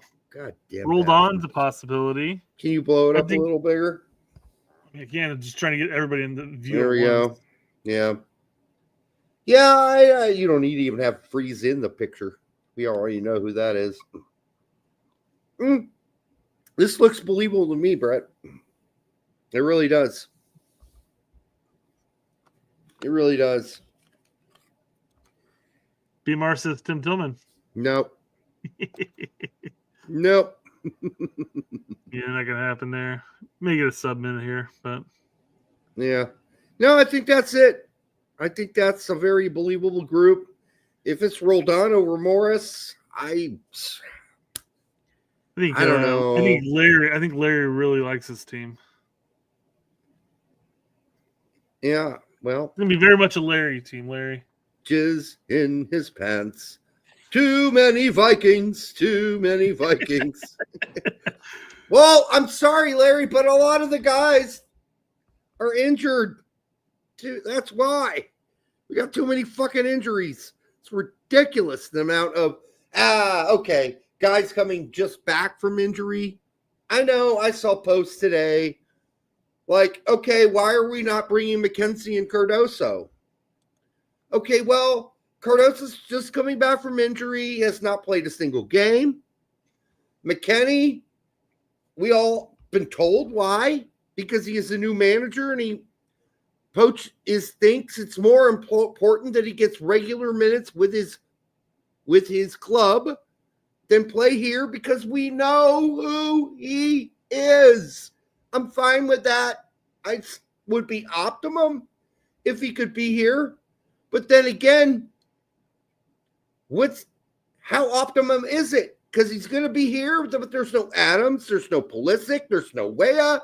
Like, we're missing a shit ton of people. So it's not like we're really building chemistry regardless, because there are too many fucking injured people. You're not really building any chemistry because some of your major pieces are missing. So fuck it.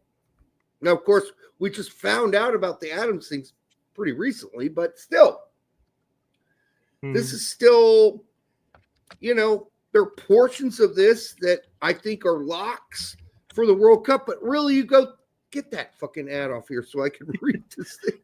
I've been doing it every 10 seconds. I'm deleting one. The only locks for the World Cup on this team, absolute locks with no doubts to my mind, are Dest, Balogun, Ream, and Freeze. Absolute 100% locks. No doubts in my mind. Man, those Peckerwoods don't stop, do they? I literally just said I blame Alex Caven for the site. Fix Your Country, lineup-builder.co.uk.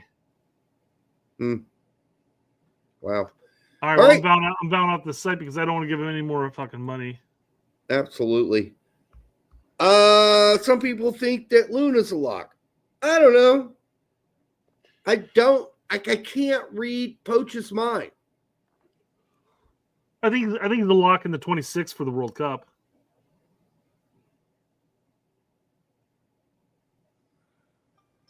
He's been a consistent All right.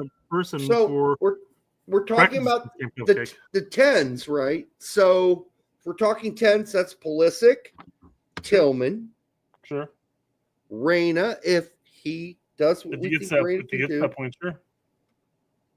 Luna, and possibly Luna, yeah. All right. I mean, I take him over Aronson. It's not going to be way. I mean, the only reason I don't mention McKinney at that role is because I'd rather have McKinney at the double. You'd rather, but then again, looks like Poach playing him there. Yeah. So that could be your four. Maybe Luna gets dropped for that, or maybe he just brings in Luna, and we have 5 options at the attacking role. And Way is always versatile; he can play up there too. Yep. I mean, it really depends on how Poach decides he's going to play, right? That's how it's going to go. Do you all know Paraguay and Uruguay are going to bring their A teams? As far as I understand it, probably. Yes. Yeah. Yes-ish. Yeah, remember, this is their opportunity to at least Uruguay. I'm not sure about Paraguay, but this is their opportunity to get experience stateside before the World Cup. I know that at least Uruguay have some injuries, and I hope they're all healed and all their best players are ready to go for this friendly, because I want to see the best Uruguayan team. I want to see the best Paraguayan team. I don't know about the injuries on Paraguay's team, but I know there were some injuries on Uruguay. So let's hope that those are all fixed. I want, even though it's not our A team, it's kind of a B+ team or a B team because of all the injuries and guys that weren't called up. But I'd still like to see them get a really good challenge. I want to see a really good game where they're challenged and they have to respond to the challenge. And then we'll find out who's really ready from this B group to say, I'm ready for the A group once the A team, whenever the fuck that happens. It's not going to happen until what, March? What, say it again? Yeah, next match. Yeah, next match is until March. So this is a lot of the B guys saying in this match, I'm ready for the A squad in March when all of everybody that's actually, hopefully all of them are healthy. I'm ready for that team. So that's what we're going to get here. Mm-hmm. But will it surprise me, Brett, that Roldan starts instead of Morris? No, it won't, Brett. You will be absolutely right if that happens. The straight red ass bandit, that's not nice at all, man. We're not baboons. We're not baboons. We've much more evolved from the much red ass baboons. We wear pants. I don't fling shit. I just talk it. Larry's he's made me 5'7". Maybe another 5 years. Larry, you're such an asshole, but it's good, man. I love you. All right, I think that's it, man. I think we are done for the night, and we will. What? That's all we got. Yeah, that's all we got. When's the game? When's the first game, Brett? Oh. Real quick, he meant that we're getting a red ass from the spanking from. All right, fair enough. When is the game? Let's see if we'll cover it live. February is Saturday at 5, and then Uruguay is Tuesday at 7. So we'll do Tuesday live, I think, and we'll skip the Monday broadcast. Saturday, I'll be at my parents', as I am every Saturday. They're going to be leaving at the end of November, so I'm spending as much time as I can with them. So we won't be calling that live. I'll watch it here. Wait, 5? You say 5? Oh, I will be here. I always here by 4 o'clock. I leave. No, Saturday. No, I'm here Sunday at 4. So no, we can't do Saturday. We'll cover the Paraguay match live. What about Thursday, Brett? Do we need to do a Thursday? Or is that just more? Let's just wait and see. We might do. It'll be a recap of the window. Although we had talked to Pete about doing a recap of the window, so I guess let's talk to Pete and find out when he's planning on doing it. Real quick, guys, I do want to bring up that Derek and I have been talking about the format of the show. Yes. During these incredibly dead upcoming months, I mean, we don't even have a Camp Cupcake to look forward to.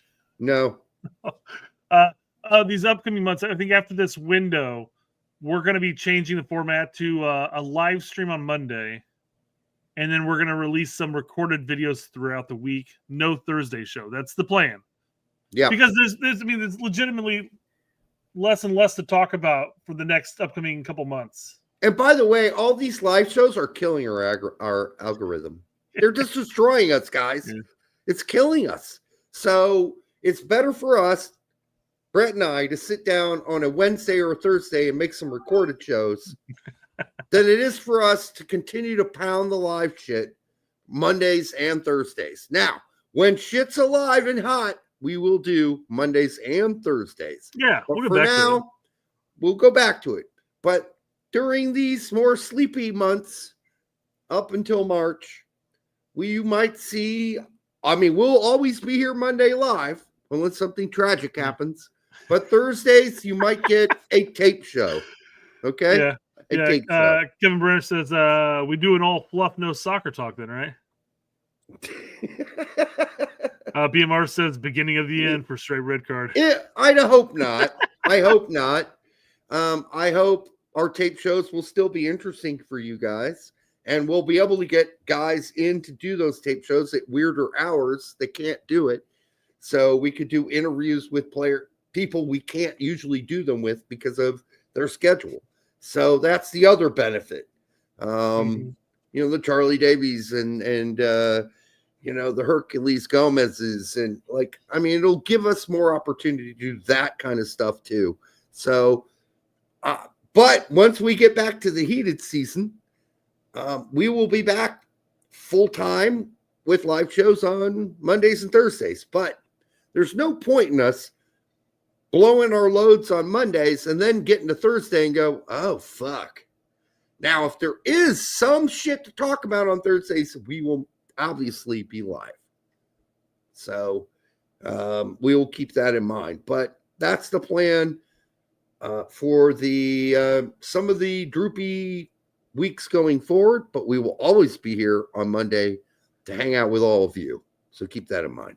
We love you, and we're not abandoning you. All right. Until the next time on the Straight Red Card, we'll see you soon. Good night.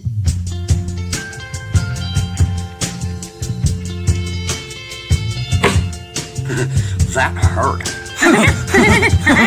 Blowjobs are a no for me. It is a skill. It is a practice skill. It is a necessary skill. Ooh, The great blowjob. secret to a great blowjob is saliva, saliva, saliva. It's important for us to learn from this because I think we lose because we beat ourselves. You need to swallow it too. I understand the problem here. The people don't understand esophagus is the main player of the game. Try to stay away from it as much as I can. You can start by licking the dip. I didn't understand it, but Patrick Agyemang to Bambi or a newborn giraffe or what.